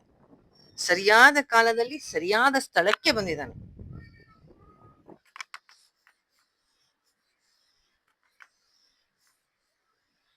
ಸುಮ್ನೆ ಅವನ ಹತ್ರ ಮಾತಾಡೋದ್ರಿಂದ ಅವ್ನು ಒಳ್ಳೆಯವನು ಕೆಟ್ಟವನು ಅಂತ ಹೇಗ್ ನಿರ್ಧಾರ ಮಾಡಕ್ಕಾಗತ್ತೆ? ಅವನನ್ನ ನೋಡಿದ್ರೆ ಅವನು ನಿರ್ದೋಷಿ ಅನ್ಸತ್ತಪ್ಪ ನನಗೇನು ಅವನಲ್ಲಿ ದುಷ್ಟತನ ಕಾಣ್ತಿಲ್ಲ. ನಿನ್ನ ಸದ್ಗುಣಗಳನ್ನ ನೋಡಿ ಮನಸೋತೆ ಅವನ್ ಬಂದಿದ್ದಾನೆ. ನೀನೇನ್ ಕಮ್ಮಿನ?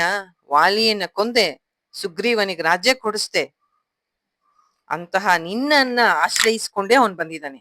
ಅವನು ನಮ್ ಜೊತೆ ಇರೋದೇ ಶ್ರೇಷ್ಠ, ಆದ್ರೆ ನೀನು ಬುದ್ಧಿವಂತರಲ್ಲಿ ಶ್ರೇಷ್ಠ. ನಿನಗೆ ಏನ್ ಅನ್ಸತ್ತೋ ನೀನ್ ಹಾಗ್ ಮಾಡು ರಾಮ, ನಿರ್ಧಾರ ನೀನ್ ತಗೋ ಅಂತ ಹನುಮಂತ ಹೇಳ್ತಾನೆ. ಹನುಮಂತ ಹೇಳಿದ ಮಾತು ರಾಮನಿಗೆ ಬಹಳ ಸಂತೋಷ ಆಗುತ್ತೆ. ರಾಮ ಹೇಳ್ತಾನೆ, ವಿಭೀಷಣನ ವಿಚಾರವಾಗಿ ನಾನ್ ಹೇಳೋದು ಒಂದ್ ಮಾತಿದೆ. ಈ ಮಾತು ನಮಗೆ ತುಂಬಾ ಮುಖ್ಯ. ಯಾರು ನನ್ನನ್ನು ಅರಸಿಕೊಂಡು ಬರ್ತಾರೆ, ಯಾರು ನನಗೆ ಶರಣಾಗತರಾಗ್ತಾರೆ, ನಾನು ಎಂದಿಗೂ ಅವರ ಕೈ ಬಿಡುವುದಿಲ್ಲ. ಒಂದು ವೇಳೆ ನೀವೆಲ್ಲ ಹೇಳದಂತೆ ಅವನು ಗೂಢಾಚಾರ ಆಗಿದ್ದರು, ಅವನಲ್ಲಿ ದೋಷ ಇದ್ದರು, ಶರಣಾಗತರಿಗೆ ಆಶ್ರಯ ಕೊಡುವುದು ನನ್ನ ಧರ್ಮ, ನನ್ನ ಸ್ವಭಾವ.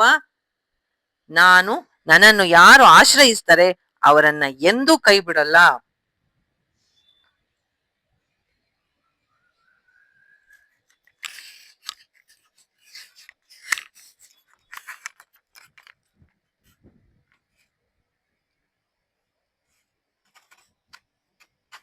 ಆಮೇಲೆ ಲಕ್ಷ್ಮಣನ ಕಡೆ ತಿರುಗಿ ರಾಮ ಹೇಳ್ತಾನೆ, ರಾಕ್ಷಸರು ಬಹಳ ಬುದ್ಧಿವಂತರು. ಅಣ್ಣನ ಜೊತೆ ಇನ್ನು ಮುಂದೆ ಇರಕ್ ಆಗಲ್ಲ ಅಂತ ಧರ್ಮಿಷ್ಠನಾದ ವಿಭೀಷಣ ಇಲ್ಲಿ ಬಂದಿದ್ದಾನೆ. ಲಕ್ಷ್ಮಣ, ಎಲ್ಲ ಅಣ್ಣ ತಮ್ಮಂದ್ರು ನಮ್ಮ ಭರತನ ಹಾಗೆ ಇರೋದಿಲ್ಲ ಅಂತಾನೆ ರಾಮ. ನಮ್ ತಂದೆಯ ಅದೃಷ್ಟ ನೋಡು, ಎಂತಹ ಒಳ್ಳೆ ಮಕ್ಕಳು ಅವ್ರಿಗೆ, ಎಂತಹ ಒಳ್ಳೊಳ್ಳೆ ಮಕ್ಕಳು. ಆತರ ಎಲ್ಲರಿಗೂ ಅದೃಷ್ಟ ಇರಲ್ಲ. ಅವನ್ನೆಲ್ಲ ತಿಳ್ಕೊಂಡೆ ಅಣ್ಣ ಅಧರ್ಮಿ ಅಂತಾನೆ ಅವ್ನ್ ಬಿಟ್ಟು ಬಂದಿದ್ದಾನೆ ಅಂತ ಹೇಳಿದಾಗ ಸುಗ್ರೀವ ಈಗ ಹೇಳ್ತಾನೆ, ರಾಮ ನಿನಗೆಲ್ಲ ಸರಿ ತಪ್ಪು ಗೊತ್ತಾಗತ್ತೆ.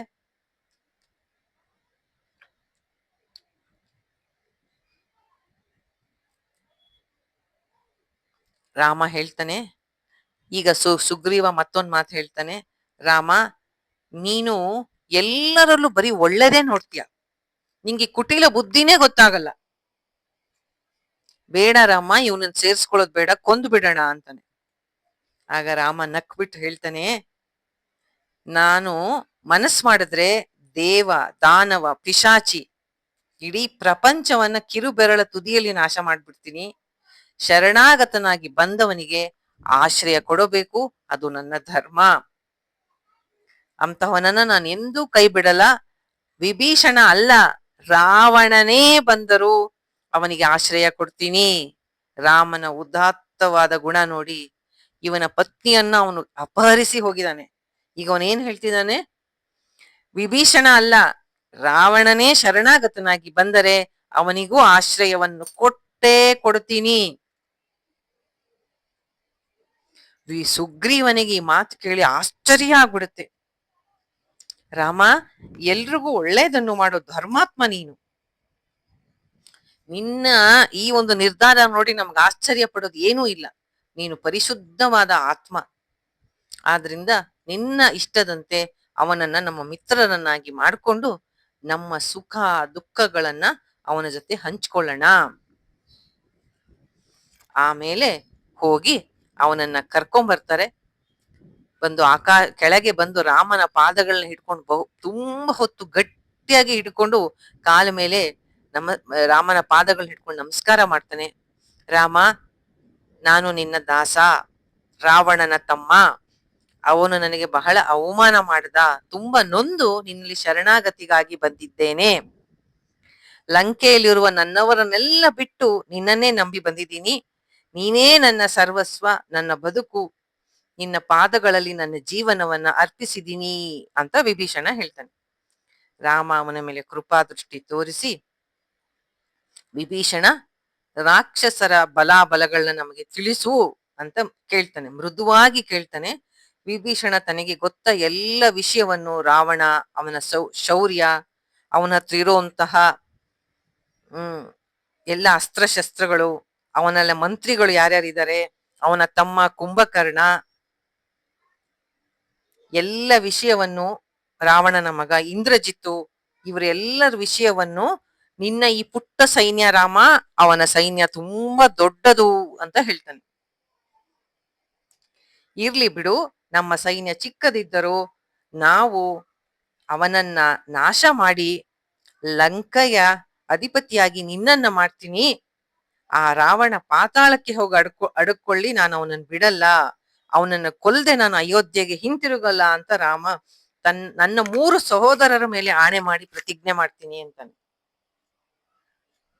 ಈಗ ಇಲ್ಲೊಂದು ಪಾಯಿಂಟ್ ಅಬ್ಸರ್ವ್ ಮಾಡ್ಬೇಕು ನಾವು. ಇನ್ನು ಸೇತುವೆ ಕಟ್ಟಕ್ಕೆ ರಾಮನಿಗೆ ಯಾವ ಸೊಲ್ಯೂಷನ್ನೇ ಸಿಕ್ಕಿಲ್ಲ ಸಮಸ್ಯೆಗೆ. ಆದರೂ ಹೇಳ್ತಿದ್ದಾನೆ, ರಾಮನ ದೃಢತ್ವ, ಅವನ ಶ್ರದ್ಧೆ, ಕಮಿಟ್ಮೆಂಟ್ ತೋರ್ಸುತ್ತದೆ. ವಿಭೀಷಣ ರಾಮನ ಈ ಮಾತು ಕೇಳಿ, ನಿನ್ನ ಒಂದು ಧರ್ಮ ಕಾರ್ಯಕ್ಕೆ ನನ್ನ ಕೈಲಾದಂತಹ ಸಹಾಯ ಮಾಡ್ತೀನಿ ಅಂತ ನಾನು ಪ್ರಮಾಣ ಮಾಡ್ತೀನಿ ಅಂತ ವಿಭೀಷಣ ಹೇಳ್ತಾನೆ. ರಾಮನಿಗೆ ತುಂಬಾ ಸಂತೋಷ ಆಗತ್ತೆ. ವಿಭೀಷಣನನ್ನ ಅಪ್ಕೋತಾನೆ. ಲಕ್ಷ್ಮಣ, ಸಾಗರದಿಂದ ಜಲವನ್ನ ತಗೊಂಬಾ ಅಂತಾನೆ. ಯಾಕೆಂದ್ರೆ ಅಲ್ಲಿ ಎಲ್ಲಾ ನದಿಗಳು ಸೇರಿರತ್ತಲ್ಲ ಸಮುದ್ರದಲ್ಲಿ. ಎಲ್ಲ ಕಪಿಗಳ ಮುಂದೆ ರಾಮ ಲಕ್ಷ್ಮಣ ತಂದಂತಹ ಸಾಗರದ ನೀರಿಂದ, ಪುಣ್ಯ ಜಲದಿಂದ ರಾಕ್ಷಸರ ರಾಜ ವಿಭೀಷಣ ಲಂಕೇಶ ಅಂತ ಅವನಿಗೆ ಅಭಿಷೇಕ ಮಾಡಿ ಅವನನ್ನ ಲಂಕೆಯ ರಾಜ ಅಂತ ಇನ್ನು ಯುದ್ಧವೇ ಶುರುವಾಗಿಲ್ಲ ರಾಮ ಡಿಕ್ಲೇರ್ ಮಾಡ್ತಾನೆ. ಎಲ್ಲ ವಾನರರಿಗೂ ಬಹಳ ಸಂತೋಷ ಆಗತ್ತೆ. ಇಲ್ಲಿ ಸ್ವಲ್ಪ ನಿಲ್ಲಿಸಿ ನಾವು ಸ್ವಲ್ಪ ಚಿಂತನೆಯನ್ನ ಮಾಡ್ಬೇಕು. ಮೊದಲನೇದಾಗಿ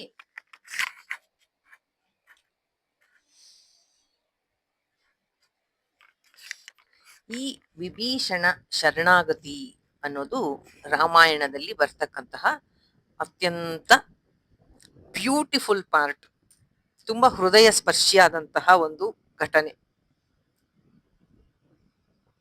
ಇದನ್ನ ನಾವು ಇಲ್ಲಿ ಸ್ವಲ್ಪ ಅಲ್ಲಲ್ಲೇ ನಿಲ್ಸಿ ನಿಧಾನಕ್ಕೆ ಹೋಗೋಣ, ಅರ್ಜೆಂಟ್ ಏನಿಲ್ಲ.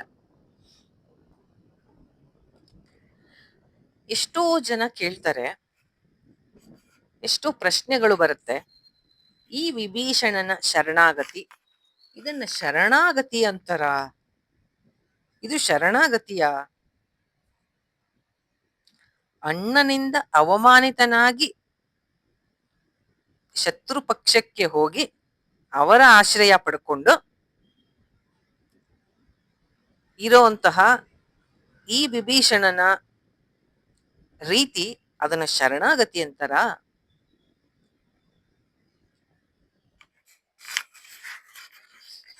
ಹಾಗಾದ್ರೆ ಶರಣಾಗತಿ ಅಂದ್ರೆ ಏನು ನೋಡೋಣ ಅದನ್ನ.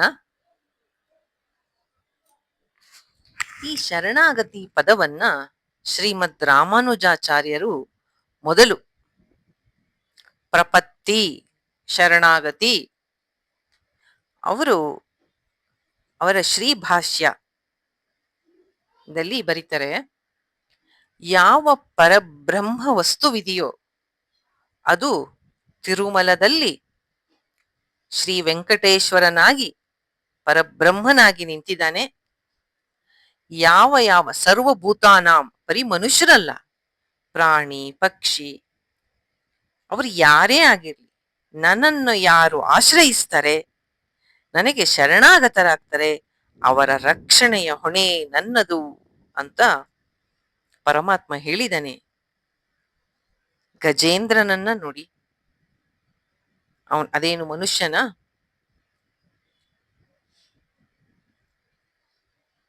ಇದು ಮೊದಲ ಪಾಯಿಂಟ್ ಆಗಿ ಏನಂದ್ರೆ, ಈ ಶರಣಾಗತಿ ಅಥವಾ ಪ್ರಪತ್ತಿಯಲ್ಲಿ ತುಂಬಾ ಸತಿ ಹೇಳಿದ್ದೀನಿ ನಾನು, ತವಾಸ್ಮಿ, ತವ ಅಸ್ಮಿ, ನಾನು ನಿನಗೆ ಸೇರಿದವಳು, ಕೃಷ್ಣ ತವಾಸ್ಮಿ, ಶ್ರೀಕೃಷ್ಣ ಶರಣಂ ಮಮ ದಾಸೋಹಂ ಕೃಷ್ಣ ತವಾಸ್ಮಿ. ದಿನಕ್ಕೆ ಒಂದು ಸತಿ ಹೇಳಬೇಕಿದು. ಕೃಷ್ಣ ನಿನಗೆ ಸೇರಿದವಳು, ರಾಮ ನಿನಗೆ ತವ ಅಸ್ಮಿ, ನಾನು ನಿನಗೆ ಸೇರಿದವಳು ಅಥವಾ ಸೇರಿದವನು, ತವಾಸ್ಮಿ. ಹಂಗೆ ಹೇಳೋದ್ರಿಂದ ಏನಾಗತ್ತೆ? 100% ನಮ್ಮ ಈಗೋ ಯಾವಾಗ ನಾಶ ಆಗತ್ತೆ, ಅದೇ ನಿಜವಾದ ಶರಣಾಗತಿ.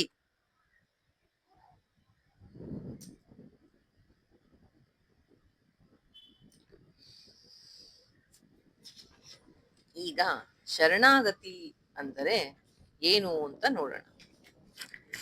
ಶರಣಾಗತಿಗೆ 6 ಅಂಗಗಳು, 6 ಪಾಯಿಂಟ್ಸ್. ಇದನ್ನ ಯಾರು ಫುಲ್ಫಿಲ್ ಮಾಡ್ತಾರೆ, ಯಾರು ಈ 6 ಪಾಯಿಂಟ್ ಅನ್ನ ಏನ್ ಹೇಳ್ತಾರೆ ಫುಲ್ಫಿಲ್ ಮಾಡ್ತಾರೆ, ಏನಕ್ಕೆ ಕನ್ನಡದಲ್ಲಿ ಏನ್ ಹೇಳ್ತಾರೆ ಫುಲ್ಫಿಲ್ ಮಾಡೋದು ಅಂದ್ರೆ 6 ಲಕ್ಷಣಗಳನ್ನ ಏನ್ ಹೇಳ್ತಾರೆ ಫುಲ್ಫಿಲ್ ಮಾಡೋದಕ್ಕೆ ಪೂರೈಸ್ತಾರೆ. ಕರೆಕ್ಟ್, ಪೂರೈಸ್ತಾರೆ. ಅವರನ್ನ ಶರಣಾಗತ ಅಂತ ಹೇಳ್ತಾರೆ. ಗೀತೆಯ ಯಾವ ಶ್ಲೋಕ ಹೇಳತ್ತಮ್ಮ ಶರಣಾಗತಿಯ ಬಗ್ಗೆ? ಪರಿತ್ಯಜ್ಯ ಮಾಂ ಏಕಂ ಶರಣಂ ವ್ರಜ ಅಹಂ ತ್ವಾ ಸರ್ವ ಪಾಪೇಭ್ಯೋ ಮೋಕ್ಷಯಿಷ್ಯಾಮಿ ಮಾ ಶುಚಃ. ಸರ್ವಧರ್ಮಾನ್ 100% ಶರಣಾಗತಿ, ಆಗ ಭಗವತ್ ಕೃಪೆ ಆಗತ್ತೆ ಅಲ್ವಾ? ಈ ಸರ್ವಧರ್ಮಾನ್ ಪರಿತ್ಯಜ್ಯ, ಅದಕ್ಕೆ ನೋಡೋಣ 6 ಪಾಯಿಂಟ್ಸ್ ಏನೇನು ಅಂತ. ಮೊದಲನೇದು ಅನುಕೂಲ, ಅಂದ್ರೆ ಭಗವತ್ ಕೃಪೆ, ಭಗವಂತನ ಒಂದು ಸೆಕೆಂಡು 6 ಅಂಗಗಳು ಶರಣಾಗತಿಯದು. ಅನುಕೂಲಸ್ಯ ಸಂಕಲ್ಪ, ಮೊದಲನೇ ಪಾಯಿಂಟ್ ಅನುಕೂಲಸ್ಯ ಸಂಕಲ್ಪ. ಇದೆಲ್ಲ ರಾಮಾಯಣದಲ್ಲಿಲ್ಲ, ನಾವು ಇದನ್ನ ಡಿಸ್ಕಸ್ ಮಾಡ್ತಾ ಇರೋದು ಈ ಶರಣಾಗತಿ, ವಿಭೀಷಣ ಶರಣಾಗತಿಯಲ್ಲಿ. ಅನುಕೂಲಸ್ಯ ಸಂಕಲ್ಪ, ಒಪ್ಕೊಳ್ಳೋದು, ಮಾಡೋದು, ಯಾವುದು ನನ್ನ ಧರ್ಮ, ಯಾವುದು ಭಗವಂತನ ಇಚ್ಛೆಗೆ ಅನುಸಾರವಾಗಿ ನನ್ನ ಏನು ಪ್ರಾರಬ್ಧ ಕರ್ಮ ಬಂದಿದೆ ಅಥವಾ ನನ್ನ ಸಿಚುವೇಶನ್ ಏನ್ ಬಂದಿದೆ ಅದು ಭಗವತ್ ಕೃಪೆ ಅಂತ ಒಪ್ಕೊಳ್ಳೋದು. ಅನುಕೂಲಸ್ಯ ಸಂಕಲ್ಪ, ಅನುಕೂಲಸ್ಯ ಅಂದ್ರೆ ನಮ್ಮ ಒಂದು ಅಧ್ಯಾತ್ಮದ ಏಳಿಗೆಗೆ ಯಾವುದು ಅನುಕೂಲವೋ ಉತ್ತಮವೋ ಅದನ್ನ ನನಗೆ ಇಷ್ಟ ಇಲ್ಲದೆ ಹೋದ್ರು ಒಪ್ಕೊಳ್ಳೋದು. ಈಗ ಲಲಿತಾ ಹೇಳಿದ್ರಲ್ಲ, ಹೇಳೋದ್ ಬೇಜಾರು, ಇದ್ ಮಾಡೋದ್ ಬೇಜಾರು, ಪೂಜೆ ಮಾಡೋದ್ ಬೇಜಾರು ಅಂತ. ಆದ್ರೆ ಹಾಗ ಅನ್ಕೊಳ್ಳದೆ favourable to my spiritual progress ಆಕ್ಷನ್ಗಳನ್ನ ನಾವು ಚೂಸ್ ಮಾಡೋದು. ಹೇಗೆ ನನ್ನ ಆಧ್ಯಾತ್ಮದ ಒಂದು ಪ್ರಗತಿ ಆಗತ್ತೆ, ಇನ್ನೊಂದು ಅರ್ಥದಲ್ಲಿ ಅವನ ಇಚ್ಛೆಯೇ ನನ್ನ ಇಚ್ಛೆ ಅಂತ ತಿಳ್ಕೊಳ್ಳೋದು. ಅನುಕೂಲಸ್ಯ ಸಂಕಲ್ಪ ಅಂದ್ರೆ ಅವನ ಒಂದು ಸಂಕಲ್ಪಕ್ಕೆ, ದೈವ ಸಂಕಲ್ಪಕ್ಕೆ ವಿರುದ್ಧವಾಗಿ ಹೋಗದೆ ಇರೋದು. ಮೀರಾಬಾಯಿ ಹಂಗೆ ಇದ್ದಿದ್ದು. ಕೃಷ್ಣ ನೀನು ನಗು ಅಂದ್ರೆ ನಗ್ತೀನಿ, ನೀನು ನನಗೆ ವಿಷವನ್ನ ಕುಡಿ ಅಂದ್ರೆ ಕುಡಿತೀನಿ, ನೀ ನನ್ನನ್ನು ಇಗ್ನೋರ್ ಮಾಡ್ತೀಯಾ ಓಕೆ, ನನ್ನನ್ನು ನಿನ್ನ ಸುದರ್ಶನ ಚಕ್ರದಿಂದ ಕೊಲ್ತೀಯಾ ಓಕೆ, ಮೇರೆ ತೋ ಗಿರಿಧರ್ ಗೋಪಾಲ್ ಅಂತಿದ್ಲು. ಅಂದ್ರೆ ಅವಳದೇ ಆದಂತಹ ಒಂದು ಸಂಕಲ್ಪ ಯೋಚನೆ ಇಲ್ಲದೆ ಎವ್ರಿಥಿಂಗ್ ಅವನ ಒಂದು ಸಂಕಲ್ಪಕ್ಕೆ ನಮ್ಮ ಕೈ ಜೋಡಿಸೋದು. ಅನುಕೂಲಸ್ಯ ಸಂಕಲ್ಪ ಮೊದಲನೇದು. ಎರಡನೇದು ಪ್ರತಿಕೂಲಸ್ಯ ವರ್ಜನಂ, ಗೊತ್ತಾಯ್ತು, ಮೊದಲನೇದು ಪಾಸಿಟಿವ್, ಎರಡನೇದು ನೆಗೆಟಿವ್. ನಮ್ಮ ಒಂದು ಸ್ಪಿರಿಚುವಲ್ ಗ್ರೋತ್, ಆಧ್ಯಾತ್ಮ ಪ್ರಗತಿಗೆ ಯಾವುದು ವಿರುದ್ಧವಾಗಿದೆ ಅದನ್ನ ರಿಜೆಕ್ಟ್ ಮಾಡೋದು, ಬಿಡೋದು. ಪ್ರತಿಕೂಲಸ್ಯ ವರ್ಜನಂ, ನಮ್ಮ ಆಧ್ಯಾತ್ಮ ಜೀವನಕ್ಕೆ ಯಾವುದು ತೊಂದರೆ ಆಗಿದೆ ಅದನ್ನ ರಿಜೆಕ್ಟ್ ಮಾಡು.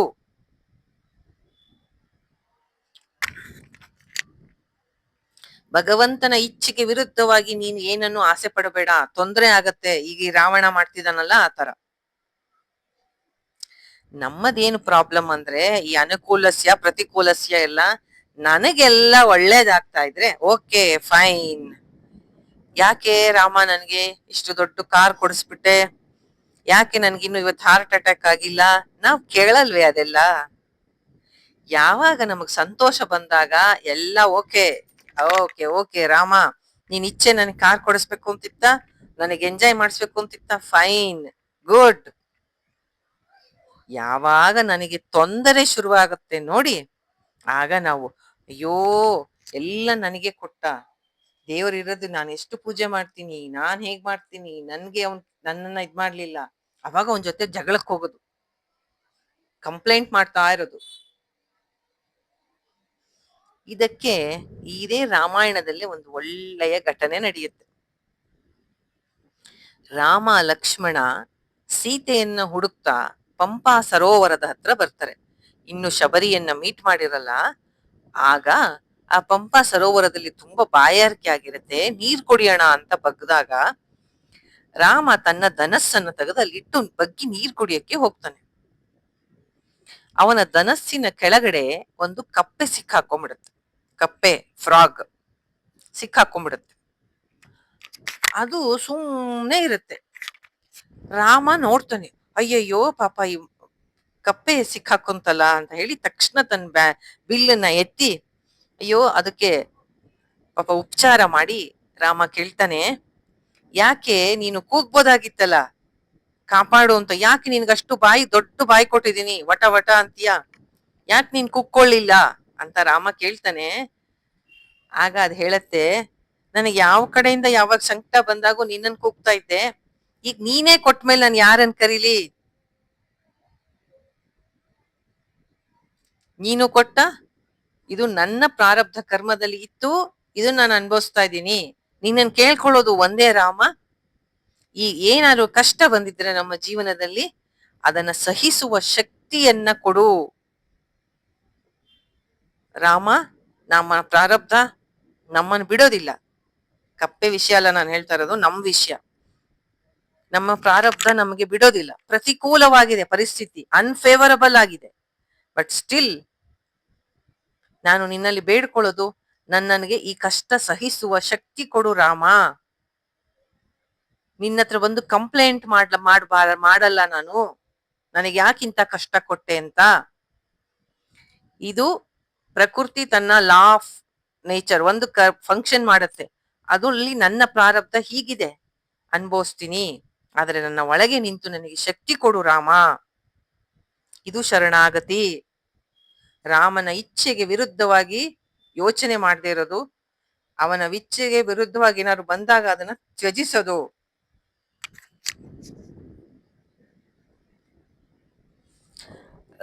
ಮೂರನೇದು ರಕ್ಷಿಷ ಯತ್ಯತಿ ವಿಶ್ವಾಸ. ತುಂಬಾ ನಂಬಿಕೆ ಶ್ರದ್ಧೆ ಇರೋದು. ನನ್ನ ರಾಮ ಅಥವಾ Krishna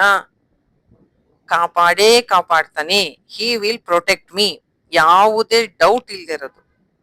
deep rooted trust, inner conviction, not just belief, firm faith.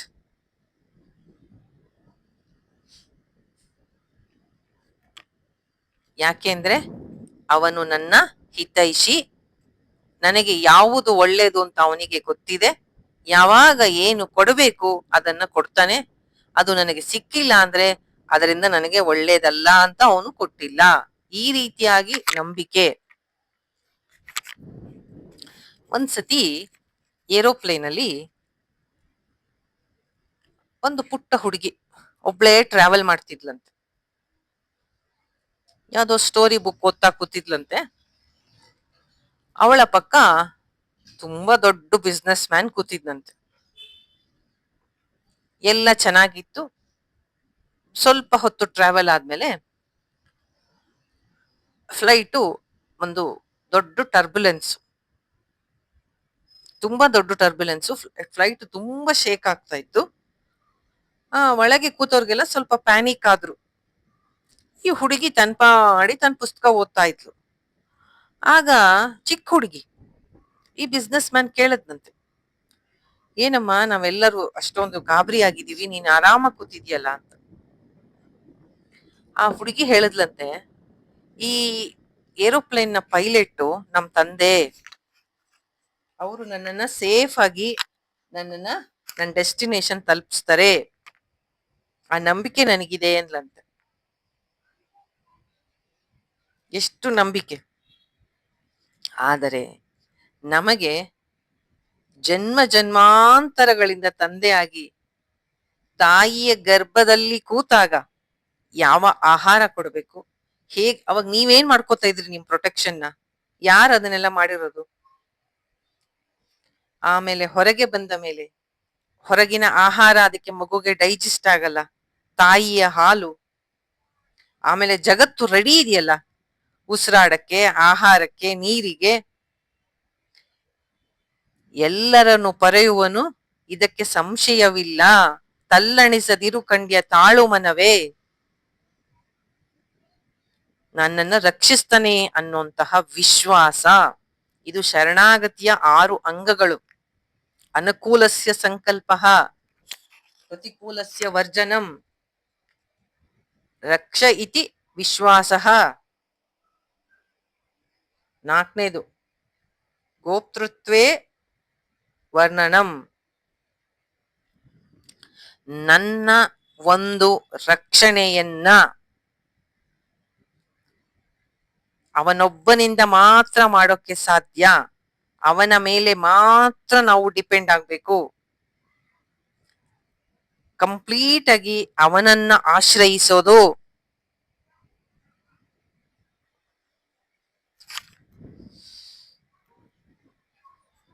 ದೇವ್ರು ಎಷ್ಟೊಂದು ಆಶೀರ್ವಾದಗಳನ್ನ ನಮಗೆ ಕೊಡ್ತಾನೆ. ಅವನ್ನೆಲ್ಲ ನಾವು ಕೌಂಟ್ ಮಾಡ್ತಾ ಇದ್ರೆ ಅವನು ಒಂದೊಂದು ಬ್ಲೆಸ್ಸಿಂಗ್ ನ, ನಮಗ ಅದ್ರ ಬೆಲೆನೇ ಇಲ್ಲ. ಎಲ್ಲವನ್ನ ಟೇಕ್ ಇಟ್ ಆಸ್ ಗ್ರಾಂಟೆಡ್. ಮಕ್ಳು ಮಾಡ್ತಾರಲ್ಲ ತಂದೆ ತಾಯಿನ, ನಿಮ್ ತಂದೆ ಅಷ್ಟೊಂದು ಕಷ್ಟಪಟ್ರು, ನಿಮ್ ತಾಯಿ ಇಷ್ಟು ಕಷ್ಟಪಟ್ರು ನಿಮ್ಮನ್ನ ಬೆಳೆಸಕ್ಕೆ ಅಂತ. ಸೋ ವಾಟ್, ಅವ್ರ ಡ್ಯೂಟಿ ಅವ್ರು ಮಾಡಿದ್ರು, ಟೇಕ್ ಇಟ್ ಆಸ್ ಗ್ರಾಂಟೆಡ್. ಎಷ್ಟು ತಪ್ಪಲ್ವಾ ಹಂಗ್ ಥಿಂಕ್ ಮಾಡೋದು? ನಾವು ಹಾಗೆ ನಮ್ಮ ಎಲ್ಲವನ್ನ ಕೊಟ್ಟಂತಹ ಅವನೇ ನಮ್ಮ ನಿಜವಾದ ಪ್ರೊಟೆಕ್ಟರು, ಗೈಡು. ನೀವೆಲ್ಲ ಕೋವಿಡ್ ಟೈಮಲ್ಲಿ ಕೇಳಿದ್ದೀರಾ, ಒಬ್ಬ ರಿಚ್ ಮ್ಯಾನು ಕೋವಿಡ್ ಟೈಮಲ್ಲಿ ಅವನಿಗೆ ಬ್ರೀದಿಂಗ್ ಇದಾದಾಗ ಹಾಸ್ಪಿಟ್ಲಿಗೆ ಅಡ್ಮಿಟ್ ಆದ, ಅವನಿಗೆ ಆಕ್ಸಿಜನ್ ಕೊಟ್ರು. ಆಮೇಲೆ ಆಚೆಗೆ ಬರ್ಬೇಕಾದ್ರೆ ತುಂಬಾ ದೊಡ್ಡ ಬಿಲ್ ಬಂದಿತ್ತು. ಆಗ ಅವನ್ ಕಣ್ಣೀರ್ ಹಾಕದ. ಒಂದು 7 ದಿನ ಆಕ್ಸಿಜನ್ ಕೊಟ್ಟಿದ್ದಕ್ಕೆ ಇಷ್ಟು ದೊಡ್ಡ ಬಿಲ್ ಕೊಟ್ಟಿದ್ದೀರಾ? ಅವನ್ಗೆ 68-70 ವರ್ಷ ಅಂತೆ. ಇಷ್ಟು ವರ್ಷ ಆಕ್ಸಿಜನ್ನು ಹೆಲ್ತಿ ಬಾಡಿ ಕೊಟ್ಟ ಅವನನ್ನ ನಾನು ನೆನಿಲೇ ಇಲ್ವಲ್ಲ ಅಂತ. ನಮಗೆ ಬೆಲೆ ಇಲ್ಲ ಕೊಟ್ಟಿದ್ದಕ್ಕೆ. ಆರೋಗ್ಯ ಇದೆ, ಎಷ್ಟೋ ಫೆಸಿಲಿಟೀಸ್ ಇದೆ, ಅದಿದ್ದಾಗ ಸಮಯವನ್ನು ಸರಿಯಾಗಿ ಅವನ ಕಡೆ ತಿರುಗಿಸೋಣ ಅನ್ನೋದಿಲ್ಲ ನಮಗೆ. ಎಲ್ಲ ಟೇಕ್ ಇಟ್ ಆಸ್ ಗ್ರಾಂಟೆಡ್. ನಮ್ಮ ಮಕ್ಕಳು ಮಾಡಿದ್ರೆ ಮಾತ್ರ ನಮಗ್ ಸಿಟ್ಟು ಬರುತ್ತೆ, ಆದ್ರೆ ನಮ್ಮ ನಿಜವಾದ ತಂದೆಗೆ ನಾವು ಮಾಡೋದಿದೆ. ಗ್ರಾಟಿಟ್ಯೂಡ್. ಹಂಗಂದ್ರೆ ಗೋಪ್ತೃತ್ವೇ ವರ್ಣನಂ ಅಂದ್ರೆ ಗ್ರಾಟಿಟ್ಯೂಡ್. 5ನೇದು ಆತ್ಮ ನಿಕ್ಷೇಪ. ನಮ್ಮನ್ನು ನಾವು ಕಂಪ್ಲೀಟ್ ಆಗಿ ಬಲಿ ಚಕ್ರವರ್ತಿ ಮಾಡಿದ ಹಾಗೆ, ಏನೇನು ನನ್ನದು ಅಂತ ಇದೆಯೋ ಎಲ್ಲವೂ ನಿನಗೆ ಸೇರಿದ್ದು. ಆ ತರ ಒಂದು ಫೀಲಿಂಗು, ಆ ರೀತಿ ಒಂದು ಫೀಲಿಂಗು, ಎಲ್ಲ ಅವನಿಗೆ ಸೇರಿದ್ದು. ಅವನ ಒಂದು, ನಾವು ಓದಿದ್ವಲ್ಲ ಲಲಿತ ದುರ್ಗಾ ಸಪ್ತಶತಿ ಮಾಡ್ಬೇಕಾದ್ರೆ, ಎಲ್ಲವೂ ತಾಯಿಗೆ ಸೇರಿದ್ದು. ಅವಳ ಕೃಪೆಯಿಂದ ನಮಗೆ ಏನ್ ಕೊಡ್ತಾಳೆ ಅದನ್ನ ನಾವು ಉಪಯೋಗಿಸ್ತೀವಿ ಅಂತ. ಸೇಮ್ ಎಲ್ಲವನ್ನ ಅವನಿಗೆ. ಬಲಿ ಚಕ್ರವರ್ತಿಯ ಕಥೆಯಲ್ಲಿ ಅದೇ ಅವನು ಹೇಳೋದು, ನಂದು ಅಂತ ಅನ್ಕೊಂಡಿದ್ದೆ ಎಲ್ಲವನ್ನ, ಅದೇ ತಪ್ಪು ಅಂತ. ಅವನದನ್ನ ಅವನಿಗೆ ದಾನ ಕೊಡ್ತಾನವನು. ಈಶಾವಾಸ್ಯಂ ಇದಂ ಸರ್ವಂ, ಎಲ್ಲವೂ ಅವನಿಗೆ ಸೇರಿತ್ತು. ಆ ಫೀಲಿಂಗ್ ಮನ್ಸಲ್ಲಿ ಇಟ್ಕೊಳ್ಳೋದು. ನಿಮ್ನೇನಾದ್ರು ಒಂದು ದಾನ ಕೊಟ್ರೆ, ಒಂದು ಸೇವೆ ಮಾಡಿದ್ರೆ ಅವನ ದಯೆಯಿಂದ, ಅವನ ಕೃಪೆಯಿಂದ ಮಾಡ್ತಾ ಇದ್ದೀನಿ ಅಂತ. ಕೊನೆಯದಾಗಿ ತುಂಬಾ ಮುಖ್ಯ, ಕಾರ್ಪಣ್ಯ, ಹ್ಯುಮಿಲಿಟಿ. ಈ ನೋಡ್ದ್ಯಾ, ನಾನು ಎಷ್ಟ್ ಚೆನ್ನಾಗಿ ಸರೆಂಡರ್ ಆಗ್ತೀನಿ, ಅವ್ರು ಆಗದೇ ಇಲ್ಲ, ಅವ್ರ ಕಮ್ಮಿ, ನಾನ್ ಜಾಸ್ತಿ. ಆ ಪ್ರೈಡ್ ನ ಬಿಡ್ಬೇಕು. ಆ ಅಹಂಕಾರವನ್ನ ಬಿಡ್ಬೇಕು. ನಾನು ಶರಣಾಗತನಾಗಿದ್ದೀನಿ, ನಾನು ಮಹಾಭಕ್ತ. ಅವನು ತುಂಬಾ ತುಚ್ಛ, ಅವನು ತುಂಬಾ ಕಮ್ಮಿ. ಇಲ್ಲ, ನಾನೇನಾದ್ರೂ ಶರಣಾಗತಿಗೆ ಮನಸ್ಸು ಮಾಡಿದರೆ ಇಷ್ಟೆಲ್ಲ 6 ಅಂಗಗಳು 100% ಆಗ್ಬೇಕಲ್ಲ. ಅದು ಅವನ ದಯೆಯಿಂದ ಮಾತ್ರ ಆಗತ್ತೆ. ಆದ್ದರಿಂದ ಅವನ ಕೃಪೆಯಿಂದ ನಾನು ಇವತ್ತು ಶರಣಾಗತನಾಗಿ ಅವನ ಮುಂದೆ ವಿನಯವಾಗಿ ನಿಂತ್ಕೊಳ್ಳಕ್ಕೆ ಸಾಧ್ಯ. ರವೀಂದ್ರನಾಥ್ ಟ್ಯಾಗೋರ್ಗೆ ನೋಬೆಲ್ ಪ್ರೈಸ್ ಬಂತು ಅವರ ಗೀತಾಂಜಲಿ ಅನ್ನೋ ಇದಕ್ಕೆ. ಆಗ ಅವ್ರು ಪ್ರೇಯರ್ ಮಾಡಿದ್ರಂತೆ ದೇವ್ರ ಮುಂದೆ, ನನಗೇನ್ ಗೊತ್ತು, ಏನ್ ಬರ್ದಿದ್ದೀನೋ ಅದೆಲ್ಲ ನಿನ್ನ ಕೃಪೆಯಿಂದ. ಅದ್ರಲ್ಲಿ ಏನಾದ್ರು ತಪ್ಪಿದ್ರೆ ಅದು ನನ್ನ ಅಹಂಕಾರದಿಂದ. ನಿನ್ನ ಮಾತು ಕೇಳದೆ ನಾನು ಆ ರೀತಿ ಪ್ರೇಯರ್ ಮಾಡಿದ್ರಂತವ್ರು. ಈ 6 ಒಟ್ಟಿಗೆ ಸೇರ್ಸಿದ್ರೆ ಭಗವಂತನಿಗೆ ಏನು ಸಂತೋಷ ಆಗತ್ತೆ ಅದು ಮಾಡು. ಯಾವುದು ಧರ್ಮಕ್ಕೆ ವಿರುದ್ಧವೋ ಅದನ್ನ ಅವಾಯ್ಡ್ ಮಾಡು. ಅವನಲ್ಲಿ ಕಂಪ್ಲೀಟ್ ಆಗಿ ನಂಬಿಕೆ ಇಡು. ಅವನ ಮೇಲೆ ಟೋಟಲ್ ಆಗಿ ಡಿಪೆಂಡ್ ಆಗು. ನಿನ್ನನ್ನ ನೀನು ಸರ್ವ ರೀತಿಯಿಂದಲೂ ಅವನಿಗೆ ಅರ್ಪಿಸ್ಕೊ. ಇಷ್ಟೆಲ್ಲ ಮಾಡಿದ್ರು ವಿನಯವಾಗಿ ಇರು. ಈ ಗುಣಗಳು ವಿಭೀಷಣನಲ್ಲಿ ಇತ್ತ. ವಿಭೀಷಣ ಶರಣಾಗತಿ ಅಂದ್ರೆ ಅಲ್ಲಿಗೆ ನಾವು ಹೋಗ್ಬೇಕು ವಾಪಸ್ಸು. ಅವನಲ್ಲಿ ಈ ಎಲ್ಲಾ ಗುಣಗಳು, ಶ್ರದ್ಧೆ, ರಾಮ ನನ್ನನ್ನ ಸ್ವೀಕರಿಸ್ತಾನೆ, ಮತ್ತೆ ಹ್ಯುಮಿಲಿಟಿ, ನಾನು ಪಾಪಿ, ರಾವಣನ ತಮ್ಮ ಅನ್ನೋದು, ತನ್ನನ್ನ ತಾನು ರಾಮನಿಗೆ ಅರ್ಪಿಸ್ಕೊಳ್ಳೋದು, ರಾಮ ನೀನೇ ನನ್ನ ಪ್ರಾಣ, ನೀನೇ ನನ್ನ ದಿಕ್ಕು ಅಂತ ಕಂಪ್ಲೀಟ್ ಆಗಿ ಅವನ ಮೇಲೆ ಡಿಪೆಂಡ್ ಆಗೋದು.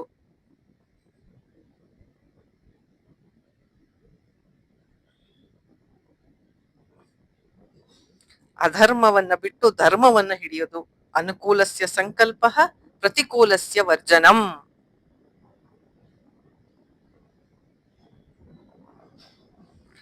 ಬಟ್ ನಮ್ಮ ವೇದಾಂತದ ದೃಷ್ಟಿಯಿಂದ ಶರಣಾಗತಿ ಅಂದರೆ ಯಾರಾದ್ರೂ ಹೇಳ್ತೀರಾ? ಶರಣಾಗತಿ ಅಂತ ವೇದಾಂತದ ದೃಷ್ಟಿಯಿಂದ ಹೇಳಿದ್ರೆ ಏನು ಅರ್ಥ? ಅಹಂಕಾರವನ್ನ ಬಿಡೋದು. ನಿಜವಾದ ಶರಣಾಗತಿ ಅಂದ್ರೆ ಅಹಂಕಾರವನ್ನ ಬಿಡೋದು. ಅದೇ ನಿಜವಾದ ಶರಣಾಗತಿ. ಆಯ್ತಾ? ಇದು ವಿಭೀಷಣನಲ್ಲಿ ಇತ್ತು, ಆದ್ರಿಂದ ಇದನ್ನ ವಿಭೀಷಣನ ಶರಣಾಗತಿ ಅಂತ ಹೇಳ್ತಾರೆ. ಈಗ ಮುಂದ್ ಹೋಗೋಣ. ಇನ್ನೊಂದ್ ಸ್ವಲ್ಪ ಇವತ್ತು ಲೇಟ್ ಆಯ್ತು, ಇಷ್ಟೇ ಸ್ವಲ್ಪನೇ ಆಯ್ತು ಇವತ್ತು. ನಾಳೆ ನೋಡೋಣ ಮುಂದಿದ್ದು. ಬಟ್ ಇವತ್ತು ಇನ್ನೊಂದ್ ಚೂರ್ ಹೊತ್ತು ಮಾಡ್ಬೋದಲ್ಲ, ಇನ್ನೊಂದ್ 1/4 ಗಂಟೆ ಮಾಡ್ಲಾ?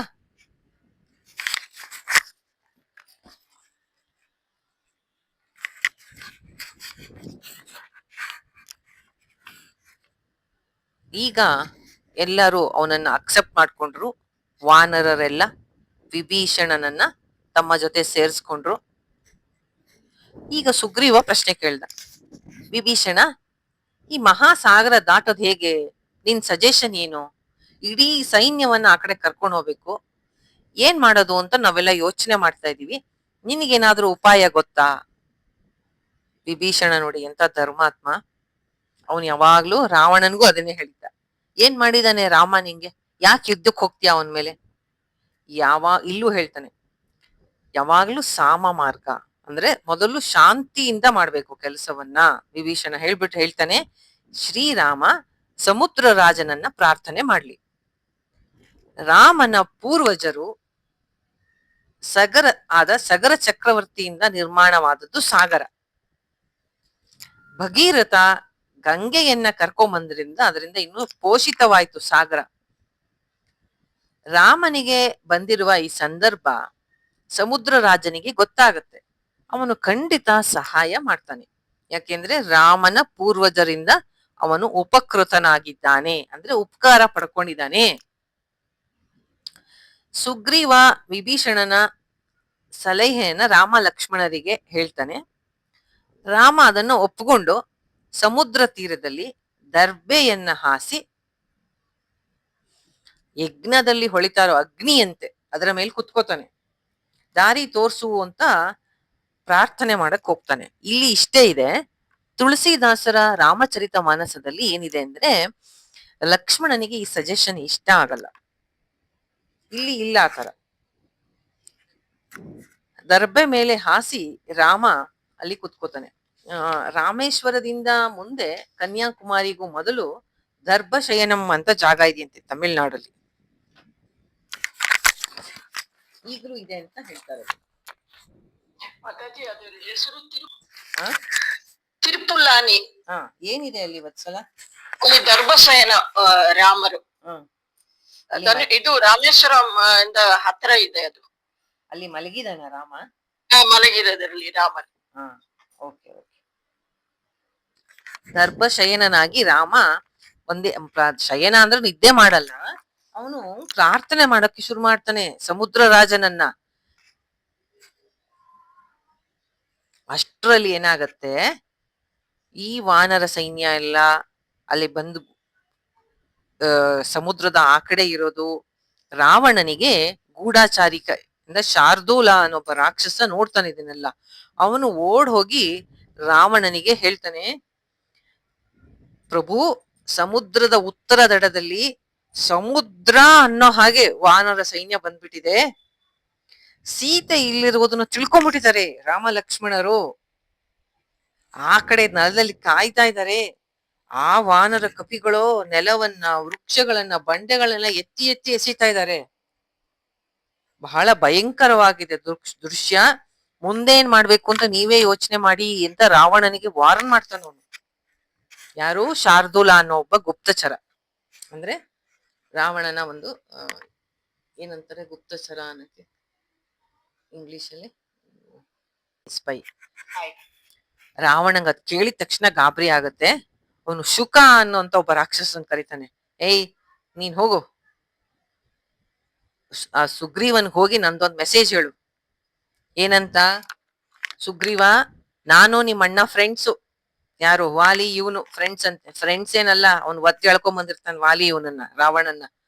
ನಾನು ನಿಮ್ಮ ಅಣ್ಣ ತುಂಬಾ ಫ್ರೆಂಡ್ಸು. ನಾನು ನೀನು ಉತ್ತಮ ಕುಲದಲ್ಲಿ ಹುಟ್ಟಿದಿರು. ನೀನು ಮಹಾವೀರ ವಾಲಿಯ ತಮ್ಮ. ನಾನು ಅವ್ನು ಹೇಳದ್ ನೋಡಿ, ರಾವಣನ್ ಮೆಸೇಜ್ ಇದು. ಆ ಶುಕಾನ್ ಅವನ ಹತ್ರ ಹೇಳ್ತಿದ್ದಾನೆ, ಇದನ್ನ ಹೋಗಿ ಸುಗ್ರೀವಂಗ್ ಹೇಳು ಅಂತ. ನಾನು ಅಯೋಧ್ಯೆಯ ಯುವರಾಜ ರಾಮ. ಅವನ ಹೆಂಡತಿಯನ್ನ ನೋಡಿ ಮೋಹ ಆಯ್ತು, ಎತ್ಕೊಂಬಂದು ಇಟ್ಕೊಂಡಿದೀನಿ. ಅದನ್ನ ಕಟ್ಕೊಂಡು ನಿನಗೇನಾಗ್ಬೇಕಾಗಿದೆ? ನಿನಗೇನಾಗ್ಬೇಕು? ಸುಗ್ರೀವನ್ಗೆ ಹೇಳ್ತಿರೋದು. ನಿನಗೂ ಅದಕ್ಕೂ ಏನ್ ಸಂಬಂಧ? ನಿನಗೆ ಯಾಕೆ ಈ ವಿಷಯದಲ್ಲಿ ಇಷ್ಟ ಆಸಕ್ತಿ? ನಿಂಗೇನ್ ಲಾಭ ಸಿಗತ್ತಿದ್ರಿಂದ? ವಾಪಸ್ ಹೋಗು ಕಿಷ್ಕಿಂಧಕ್ಕೆ.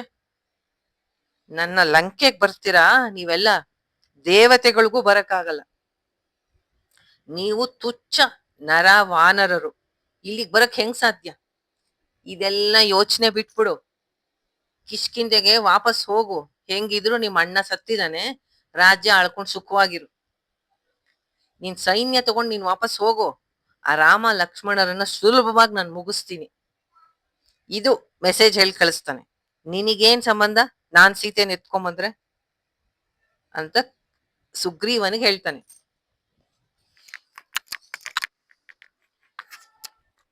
ಈ ಶುಕ ಅನ್ನೋನು ಯಥಾವತ್ತಾಗಿ ರಾವಣನ ಈ ಸಂದೇಶ ತಗೊಂಬಂದು ಸುಗ್ರೀವನಿಗೆ ಹೇಳ್ತಾನೆ. ಆಗ ಅಲ್ಲಿರೋ ಎಲ್ಲ ಕಪಿಗಳಿಗೂ ತುಂಬಾ ಕೋಪ ಬಂದ್ಬಿಡುತ್ತೆ. ಎಲ್ಲ ಅವನನ್ನ ಮುಷ್ಟಿಯಿಂದ ಗುದ್ದಿ ಗುದ್ದಿ ಹಣ್ಣು ಮಾಡಕ್ ಶುರು ಮಾಡ್ತಾರೆ. ನೆಲದ ಮೇಲೆ ಅವನನ್ನ ಕೆಡವುತ್ತಾರೆ. ಆಗ ಅವನಿಗೆ ಏನ್ ಮಾಡಕ್ ಗೊತ್ತಾಗಲ್ಲ. ಆ ಶುಕ ಅನ್ನೋ ಸ್ಪೈಗೆ ಅವನೇನ್ ಮಾಡ್ತಾನೆ, ಜೋರಾಗಿ ರಾಮ ಅಂತ ಕೂಗ್ತಾನೆ. ನಾನು ಕೇವಲ ದೂತನಾಗಿ ಮೆಸೆಂಜರ್ ಆಗಿ ಬಂದಿದ್ದೀನಿ. ರಾವಣ ಏನ್ ಹೇಳಿದ್ನೋ ಅದ್ ಬಂದ್ ಹೇಳಿದೀನಿ. ಇದು ನನ್ ಮಾತಲ್ಲ. ಇವ್ರು ನೋಡು, ಈ ಕಪಿಗಳು ನನ್ನನ್ನು ಶಿಕ್ಷೆ ಮಾಡ್ತಿದ್ದಾರೆ, ಇವರಿಂದ ನನ್ನನ್ನು ಕಾಪಾಡು ಅಂತ ಕೇಳ್ತಾನೆ. ರಾಮ ಮಲಗಿದ್ದಲ್ಲೇ ಹೇಳ್ತಾನೆ, ಅವನು ಹಿಂಸೆ ಮಾಡಬೇಡಿ, ವಾನರನ್ನೆಲ್ಲ ತಡಿತಾನೆ, ಅವನಿಗೆ ಹೋಗಕ್ಕೆ ಬಿಡ್ತಾನೆ. ಅವನು ಆಕಾಶಕ್ಕೆ ಹಾರ್ಬಿಟ್ಟು ಹೇಳ್ತಾನೆ, ಶುಕ ಅನ್ನೋನು, ಶ್ರೀರಾಮ ನೀನೆಂಥ ಕರುಣಾ ಸಾಗರ, ನಾನು ಲಂಕೆಗೆ ಹೋಗಿ ಆ ರಾವಣಂಗೇನ್ ಹೇಳಿ ಅಂತ ಕೇಳ್ತಾನೆ. ಇಲ್ಲಿ ಒಂದು ಪಾಯಿಂಟ್ ಅನ್ನು ಅಬ್ಸರ್ವ್ ಮಾಡ್ಬೇಕು. ಹಿಂದೆ ಸುಂದರಕಾಂಡದಲ್ಲಿ ಹನುಮಂತ ಲಂಕೆಗೆ ಹೋದಾಗ ಎಷ್ಟು ರಾವಣ ಅವನಿಗೆ ಹಿಂಸೆ ಕೊಡ್ತಾನೆ, ಅವನನ್ನ ಕೊಂದ್ಬಿಡ್ಬೇಕು ಅಂತ ಹೇಳ್ತಾನೆ. ಆಗ ವಿಭೀಷಣ ಅಡ್ಡ ಬಂದು, ದೂತ ಅವನನ್ನ ವಧೆ ಮಾಡೋದು ಶ್ರೇಯಸ್ಸಲ್ಲ, ಅವನಿಗೆ ಹಾಗೆ ಮಾಡ್ಬೇಡ ಅಂದ್ರೆ, ಇಲ್ಲ ನಾನ್ ಮಾಡೇ ಮಾಡ್ತೀನಿ ಈ ಕಪಿಗೆ ಅಂತ ಅವನ ಬಾಲಕ್ಕೆ ಬೆಂಕಿ ಹಚ್ಚಿರ್ತಾರೆ ಅಲ್ವಾ. ಅದೇ ಈಗ ಇವನ ಕಡೆಯವರೆಲ್ಲ ಹಿಂಸೆ ಮಾಡ್ತಿದ್ರೆ ಆ ಶುಕ ಅನ್ನೋಂತಹ ರಾವಣನ ಮೆಸೆಂಜರ್ನ ದೂತನನ್ನ ರಾಮ ಬಿಟ್ಬಿಡಿ, ಅವನಿಗೆ ಹಿಂಸೆ ಮಾಡಬೇಡಿ, ಅವನದೇನ್ ತಪ್ಪು. ರಾಮಂಗೂ ರಾವಣನಿಗೂ ಇಲ್ಲಿ ಡಿಫ್ರೆನ್ಸ್ ನೋಡ್ಕೋಬೇಕು.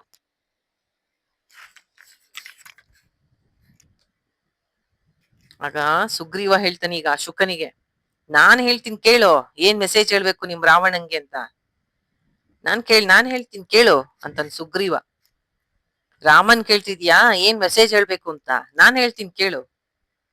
ನೀನ್ ನನಗ್ ಹೆಂಗೋ ಫ್ರೆಂಡ್ ಆಗ್ತೀಯಾ, ನನ್ ಸ್ನೇಹಿತ ಹೆಂಗೆ? ನನಗ್ ನಿನ್ ಮೇಲ್ ಪ್ರೀತಿ ಆಗ್ಲಿ ವಿಶ್ವಾಸ ಆಗ್ಲಿ ಇಲ್ಲ. ನೀನು ನನಗ್ ಯಾವತ್ತೂ ಉಪಕಾರ ಮಾಡಿಲ್ಲ. ನೀನು ರಾಮನಿಗೆ ಶತ್ರು, ನನಗೂ ಹಾಗೆ. ನನಗೆ ವಾಲಿ ಹೆಂಗೋ ನೀನು ರಾಮನಿಗೆ ಹಂಗೆ. ನಿನಗೂ ನಿನ್ ಕಡೆವರೆಗೂ ನನ್ನಿಂದ ಮರಣ ಕಾದಿದೆ. ನಿನ್ನನ್ನ ಕೊಲ್ಬೇಕು ಅಂತ ನಾವು ನಿರ್ಧಾರ ಮಾಡಿದೀವಿ. ಸದ್ಯದಲ್ಲೇ ನಾವೆಲ್ಲ ನಿನ್ನ ಲಂಕೆಗೆ ಬಂದು ನಿನ್ನ ನೆಲಸಮ ಮಾಡ್ತೀನಿ. ನೀನೊಬ್ಬ ಮೂರ್ಖ ರಾವಣ. ನೀನು ಸೂರ್ಯ ಬಿಂಬದ ಹಿಂದೆ ಔತಿಟ್ಕೋ, ಪಾತಾಳಕ್ ಹೋಗು. ಆದ್ರೆ ರಾಮನ ಬಾಣದಿಂದ ಮಾತ್ರ ನೀ ತಪ್ಪಿಸ್ಕೊಳ್ಳಲ್ಲ. ರಾಮ ಮನಸ್ಸು ಮಾಡಿದ್ರೆ ನಿನ್ನನ್ನ ಕಾಪಾಡೋನು ಈ ಜಗತ್ತಲ್ಲಿ ಯಾರೂ ಇಲ್ಲ. ಏನ್ ಅನ್ಕೊಂಡ್ಬಿಟ್ಟಿದ್ಯಾ ನೀನು? ಆ ಮುದಿ ಹದ್ದಿತ್ತಲ್ಲ ಜಟಾಯು, ಅದನ್ ಕೊಂದಿದ್ದಕ್ಕೆ ನಿನ್ನ ಮಹಾವೀರ ಅನ್ಕೋಬೇಡ. ನೀನು ಹೇಡಿ ಕಳ್ಳ. ರಾಮ ಲಕ್ಷ್ಮಣ ಇಲ್ದೇ ಇದ್ದಾಗ ಅವರನ್ನ ಎದುರಿಸಕ್ಕೆ ಆಗದೆ ಕಳ್ಳನಂತೆ ಬಂದು ಹೇಡಿಯಾಗಿ ಸೀತೆಯನ್ನ ಕದ್ಕೊಂಡು ಹೋಗಿದ್ಯ. ಅದು ಮಾರೀಚನ ಸಹಾಯ ಪಡ್ಕೊಂಡು. ಇದು ನಿಂದು ಮೋಸ ಅಲ್ವಾ?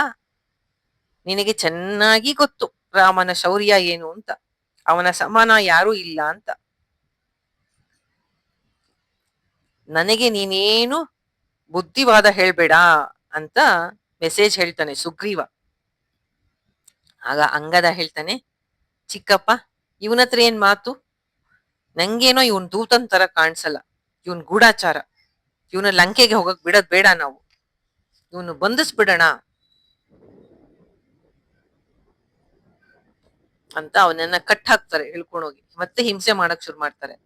ರಾಮ ಮತ್ತೆ ಪ್ರವೇಶ ಮಾಡ್ತಾನೆ. ಹಿಂಸೆ ಮಾಡ್ಬೇಡಿ. ಆದ್ರೆ ಈ ವಾನರ ಹೇಳ್ತಾರೆ ಹಿಂಸೆ ಮಾಡಲ್ಲ, ಆದ್ರೆ ಅವನನ್ನ ವಾಪಸ್ ಕಳ್ಸಲ್ಲ. ರಾಮ ಸ್ವಲ್ಪ ಆವಾಗ ಸುಮ್ನಾಗ್ತಾನೆ. ಯಾಕೆಂದ್ರೆ ಅವನನ್ನು ಹಿಂಸೆ ಮಾಡ್ಬೇಡಿ, ಅವನಿಗೆ ತೊಂದರೆ ಕೊಡ್ಬೇಡಿ, ಅವನು ಮೆಸೆಂಜರ್ ದೂತ ಅಂತ. ರಾಮ ದರ್ಬೆ ಮೇಲೆ ಮತ್ತೆ ಬಂದು ಕುತ್ಕೊಂಡು ಮೌನವಾಗಿ ಮತ್ತೆ ಪ್ರಾರ್ಥನೆಯನ್ನ ಮುಂದುವರಿಸ್ತಾನೆ. ಕೇಳ್ತಾನೆ ಸಮುದ್ರ ರಾಜನಿಗೆ, ನಾನು ದಾಟ್ತೀನಿ, ಇಲ್ವೇ ಪ್ರಾಣ ಬಿಡ್ತೀನಿ. 3 ಹಗಲು 3 ರಾತ್ರಿ ಕಳೆಯುತ್ತೆ. ಸಮುದ್ರ ರಾಜ ರಾಮನ ಪ್ರಾರ್ಥನೆಯನ್ನು ಗಮನಿಸದಂತೆ ಕಾಣಲ್ಲ. ಈಗ ರಾಮನಿಗೆ ತನ್ನ ಪ್ರಾರ್ಥನೆ ವ್ಯರ್ಥ ಆಗಿ ಅವನು ಎದ್ದು ನಿಂತು ಲಕ್ಷ್ಮಣನ ಕಡೆ ತಿರುಗಿ ಹೇಳ್ತಾನೆ, ನೋಡು ಲಕ್ಷ್ಮಣ, ನನ್ನ ಪ್ರಾರ್ಥನೆಗೆ ಈ ಸಮುದ್ರ ರಾಜ ಬರ್ತಾ ಇಲ್ಲ. ಇವನಿಗೆ ಎಷ್ಟು ಸೊಕ್ಕಾಗಿದೆ. ಶಾಂತಿ, ಸಹನೆ, ಮೃದುವಾದ ಮಾತು, ಸದ್ಗುಣಗಳು. ಕೆಲವರಿಗೆ ಪ್ರಯೋಜನಕ್ಕೆ ಬರಲ್ಲ ಗುಣ ಇಲ್ದೇ ಇರೋರ್ಗೆ.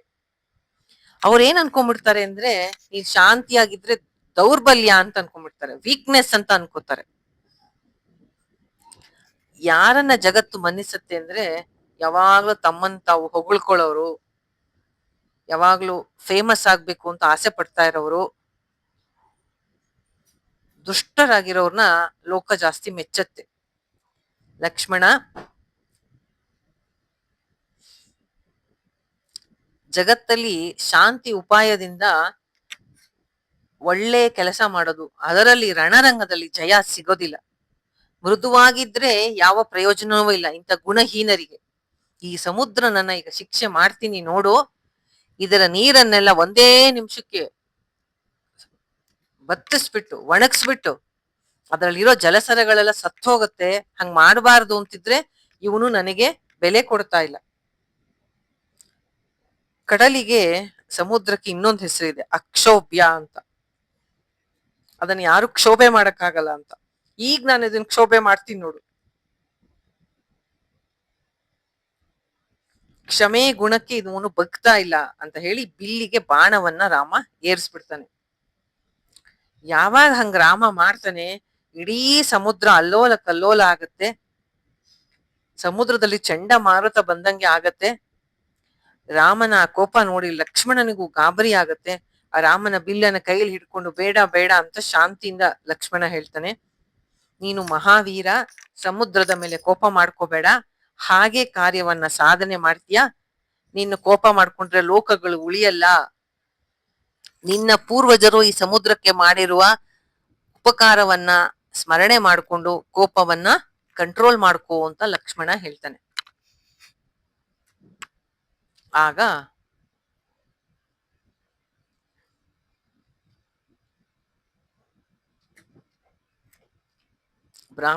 ಬಾಣವನ್ನ, ಬ್ರಹ್ಮಾಸ್ತ್ರವನ್ನ ಆಮಂತ್ರಿಸ್ಬಿಟ್ಟಿರ್ತಾನೆ.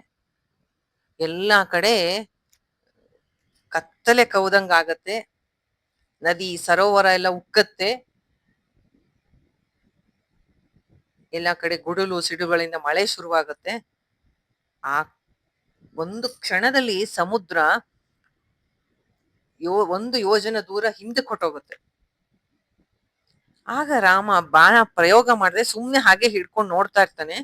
ಸಮುದ್ರ ರಾಜ ಜಲರಾಶಿಯಿಂದ ಎದ್ದು ಬರ್ತಾನೆ. ಅವನು ಎದ್ದು ಬಂದು ಬಹಳ ಕಾಂತಿಯಿಂದ ಇರ್ತಾನವನು. ರತ್ನ ಹವಳಗಳಿಂದ ಎಲ್ಲ ಇದಾಗಿರುವಂತಹ ಆಭರಣಗಳನ್ನೆಲ್ಲ ಹಾಕೊಂಡಿರ್ತಾನೆ. ಅವನ ಕಾಂತಿ ಇಡೀ ಆಕಾಶವನ್ನೇ ತುಂಬಿಟ್ಟಿರುತ್ತೆ. ಅವನ ಹಿಂದೆ ಗಂಗೆ, ಯಮುನೆ, ಸಿಂಧು, ಗೋದಾವರಿ ಎಲ್ಲ ನದಿಗಳು ಎಲ್ಲರೂ ಸೇರಿ ರಾಮನಾಮ ಸ್ಮರಣೆ ಮಾಡ್ತಾ ರಾಮ ಇರೋ ಕಡೆ ಬರ್ತಾರೆ. ಸಮುದ್ರ ರಾಜ ಕೈ ಮುಗಿದು ರಾಮನಿಗೆ ಹೇಳ್ತಾನೆ, ನೀನು ಬಹಳ ಶಾಂತಿ ಪ್ರಿಯ, ನಿನಗೆ ಕೋಪ ಯಾವತ್ತೂ ಶೋಭಿಸಲ್ಲ. ಪ್ರಕೃತಿಯಲ್ಲಿ ಪಂಚಮಹಾಭೂತಗಳು ತಮ್ಮ ನಿಯಮಕ್ಕೆ ಅನುಸಾರವಾಗಿ ಕೆಲಸ ಮಾಡುತ್ತೆ. ಅದು ತನ್ನ ಸ್ವಭಾವವನ್ನು ಬಿಡಕ್ಕಾಗಲ್ಲ. ನನ್ನ ಸ್ವಭಾವ ಏನು? ಅಗಾಧವಾಗಿದ್ದೀನಿ, ವಾಸ್ಟ್ ಆಗಿದೆ ಓಷನ್, ಅದನ್ನ ಯಾರು ದಾಟಕ್ಕಾಗಲ್ಲ. ಅದು ನನ್ನ ಸ್ವಭಾವ. ನೀನು ನನ್ನನ್ನು ಒಣಗಿಸ್ಬಿಟ್ರೆ, ನಿನಗೆ ನಾನು ದಾರಿ ಬಿಟ್ಬಿಟ್ರೆ ಪ್ರಕೃತಿ ನಿಯಮಕ್ಕೆ ವಿರೋಧ ಆಗತ್ತೆ. ಆದರೆ ನಿನಗೆ ನಾನು ಸಹಾಯ ಮಾಡ್ತೀನಿ. ನೀನು ದಾಟುವಾಗ ನನ್ನ ಜಲಚರಗಳು ಯಾವುದೇ ತೊಂದರೆ ನಿಮಗೆ ಕೊಡದಂತೆ ನಾನು ನೋಡ್ಕೋತೀನಿ. ಅಂದ್ರೆ ಅದಲ್ಲಿ ತಿಮಿಂಗಿಲಗಳು ಮತ್ತೆ ಕ್ರೋಕೋಡೈಲ್ ಎಲ್ಲ ಇರುತ್ತಲ್ವಾ, ಮೊಸಳೆ ಎಲ್ಲ, ಅದ್ಯಾವುದೋ ನಿಂಗೆ ತೊಂದರೆ ಕೊಡದೇ ಇರೋ ಹಾಗೆ ನಾನು ನೋಡ್ಕೋತೀನಿ. ನಿನ್ನ ವಾನರ ಕೈಯಿಂದ ಸೇತುವೆ ಕಟ್ಸು. ಸಮುದ್ರದ ನೆಲ ಬಹಳ ಮೃದು, ಯಾಕೆಂದ್ರೆ ನೀರಿರುತ್ತಲ್ಲ.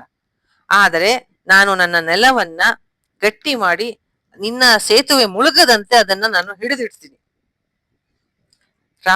ಆಗ ರಾಮ ಹೇಳ್ತಾನೆ, ಸರಿ, ಆದ್ರೆ ನಾನು ಬ್ರಹ್ಮಾಸ್ತ್ರ ಹೂಡ್ಬಿಟ್ಟಿದ್ದೀನಲ್ಲ, ಅದು ನಾನು ಒಂದು ಸತಿ ಬಾಣ ಹೂಡ್ಬಿಟ್ರೆ ಅದನ್ನ ನಾನು ಪ್ರಯೋಗ ಮಾಡೇ ಮಾಡ್ತೀನಿ, ಎಲ್ಲಿಗ್ ಬಿಡ್ಲಿ ಅಂತ ಕೇಳ್ತಾನೆ. ಆಗ ಸಮುದ್ರ ರಾಜ ಹೇಳ್ತಾನೆ, ಉತ್ತರದಲ್ಲಿ ದ್ರುಮಕುಲ್ಯ ಅಂತ ಪ್ರದೇಶ ಇದೆ. ಅಲ್ಲಿ ಅಬೀರ ಅನ್ನುವಂತಹ ಜನಗಳು ಮಹಾ ಪಾಪಿಗಳು ನನ್ನ ನೀರನ್ನ ಉಪಯೋಗಿಸ್ಕೊಂಡು ಪಾಪ ಕಾರ್ಯವನ್ನ ಮಾಡ್ತಾ ಇದ್ದಾರೆ. ಅವರ ಮೇಲೆ ಈ ಬ್ರಹ್ಮಾಸ್ತ್ರವನ್ನ ಬಿಡು ಅಂತ ಹೇಳ್ತಾನೆ. ರಾಮ ಅಸ್ತ್ರ ಬಿಟ್ಟು ಆ ದ್ರುಮ್ಯ ಕುಲವನ್ನ ಸುಟ್ಟು ಬಿಟ್ಟು ಇಡೀ ಮರಳುಗಾಡಾಗ್ಬಿಡುತ್ತೆ. ಸಮುದ್ರದಲ್ಲಿ ಮಧ್ಯದಲ್ಲಿದ್ದ ಜಾಗ ಮರಳು ಭೂಮಿ ಆಗಿದ್ದನ್ನ ನೋಡಿದ ರಾಮ, ಇದು ಸರಿ ಹೋಗ್ಲಿಲ್ಲ ಅಂತ ಆ ಪ್ರದೇಶ ಪೂರ್ತಿ ಶುದ್ಧ ನೀರು ಸಿಗ್ಲಿ, ಪಶುಗಳಿಗೆ ಅನುಕೂಲ ಆಗ್ಲಿ, ಔಷಧಿ ಗಿಡಗಳು ಅಲ್ಲಿ ಬೆಳಿಲಿ, ಆ ಪ್ರದೇಶದಲ್ಲಿ ಹೆಚ್ಚು ಮರ ಫಲ ಅಂದ್ರೆ ಹಣ್ಣಿ ಹೂವಿನ ಗಿಡಗಳು ಬರ್ಲಿ ಅಂತ ವರ ಕೊಡ್ತಾನೆ. ಸಮುದ್ರ ರಾಜನಿಗೆ ಬಹಳ ಖುಷಿ ಆಗುತ್ತೆ. ಆಗ ಸಮುದ್ರ ರಾಜ ಇನ್ನೊಂದು ಉಪಾಯ ಹೇಳ್ತಾನೆ, ರಾಮ, ನಿನ್ನ ಸೈನ್ಯದಲ್ಲಿ ನಳ ಅಂತ ಒಬ್ಬ ಇದ್ದಾನೆ. ಅವನು ವಿಶ್ವಕರ್ಮನ ಮಗ. ಅವನ ತಂದೆಯಂತೆ ಸಮರ್ಥನಾದ ಶಿಲ್ಪಿ, ಆರ್ಕಿಟೆಕ್ಟ್. ಅವನು ಸೇತುವೆಯನ್ನ ಕಟ್ಲಿ. ಅದು ಮುಳುಗದಂತೆ ನಾನು ಹೊತ್ಕೋತೀನಿ. ನೀವು ಸೇತುವೆಯನ್ನ ಕಟ್ಟಕ್ಕೆ ಶುರು ಮಾಡಿ, ನಾನು ಎಲ್ಲಾ ರೀತಿ ಸಪೋರ್ಟ್ ಮಾಡ್ತೀನಿ ಅಂತ ಸಮುದ್ರ ದೇವ ಹೇಳಿ ಹೊರಡ್ತಾನೆ. ಆಗ ನಳನನ್ನ ಕರೀತಾರೆ. ಮುಂದೆ ಬಂದವನು ಹೇಳ್ತಾನೆ, ಹೌದು, ನಾನು ಸಮುದ್ರಕ್ಕೆ ಸೇತುವೆ ಕಟ್ಟಬಲ್ಲೆ. ಈ ಸೈನ್ಯ ಎಲ್ಲ ಹೋಗೋಷ್ಟು ದೊಡ್ಡದು, ಭಾರ ಹೊರುವಷ್ಟು ಬಲವಾದ ಸೇತುವೆಯನ್ನ ಕಟ್ತೀನಿ. ಸಮುದ್ರ ರಾಜ ಹೇಳಿದ್ದು ನಿಜ, ನಾನು ಅದನ್ನೇ ಮಾಡ್ತೀನಿ ಅಂತ ರಾಮನಿಗೆ ಆ ನಳ ಭರವಸೆಯನ್ನ ಕೊಡ್ತಾನೆ.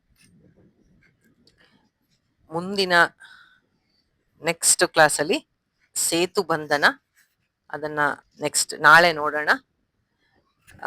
ಹೇಗನ್ನಿಸ್ತು ಇವತ್ತಿನ ಕ್ಲಾಸು? ಈ ತರ thank you all. Sita Ramachandra ಅರ್ಪಣಮಸ್ತು. ಹರೇ ಕೃಷ್ಣ.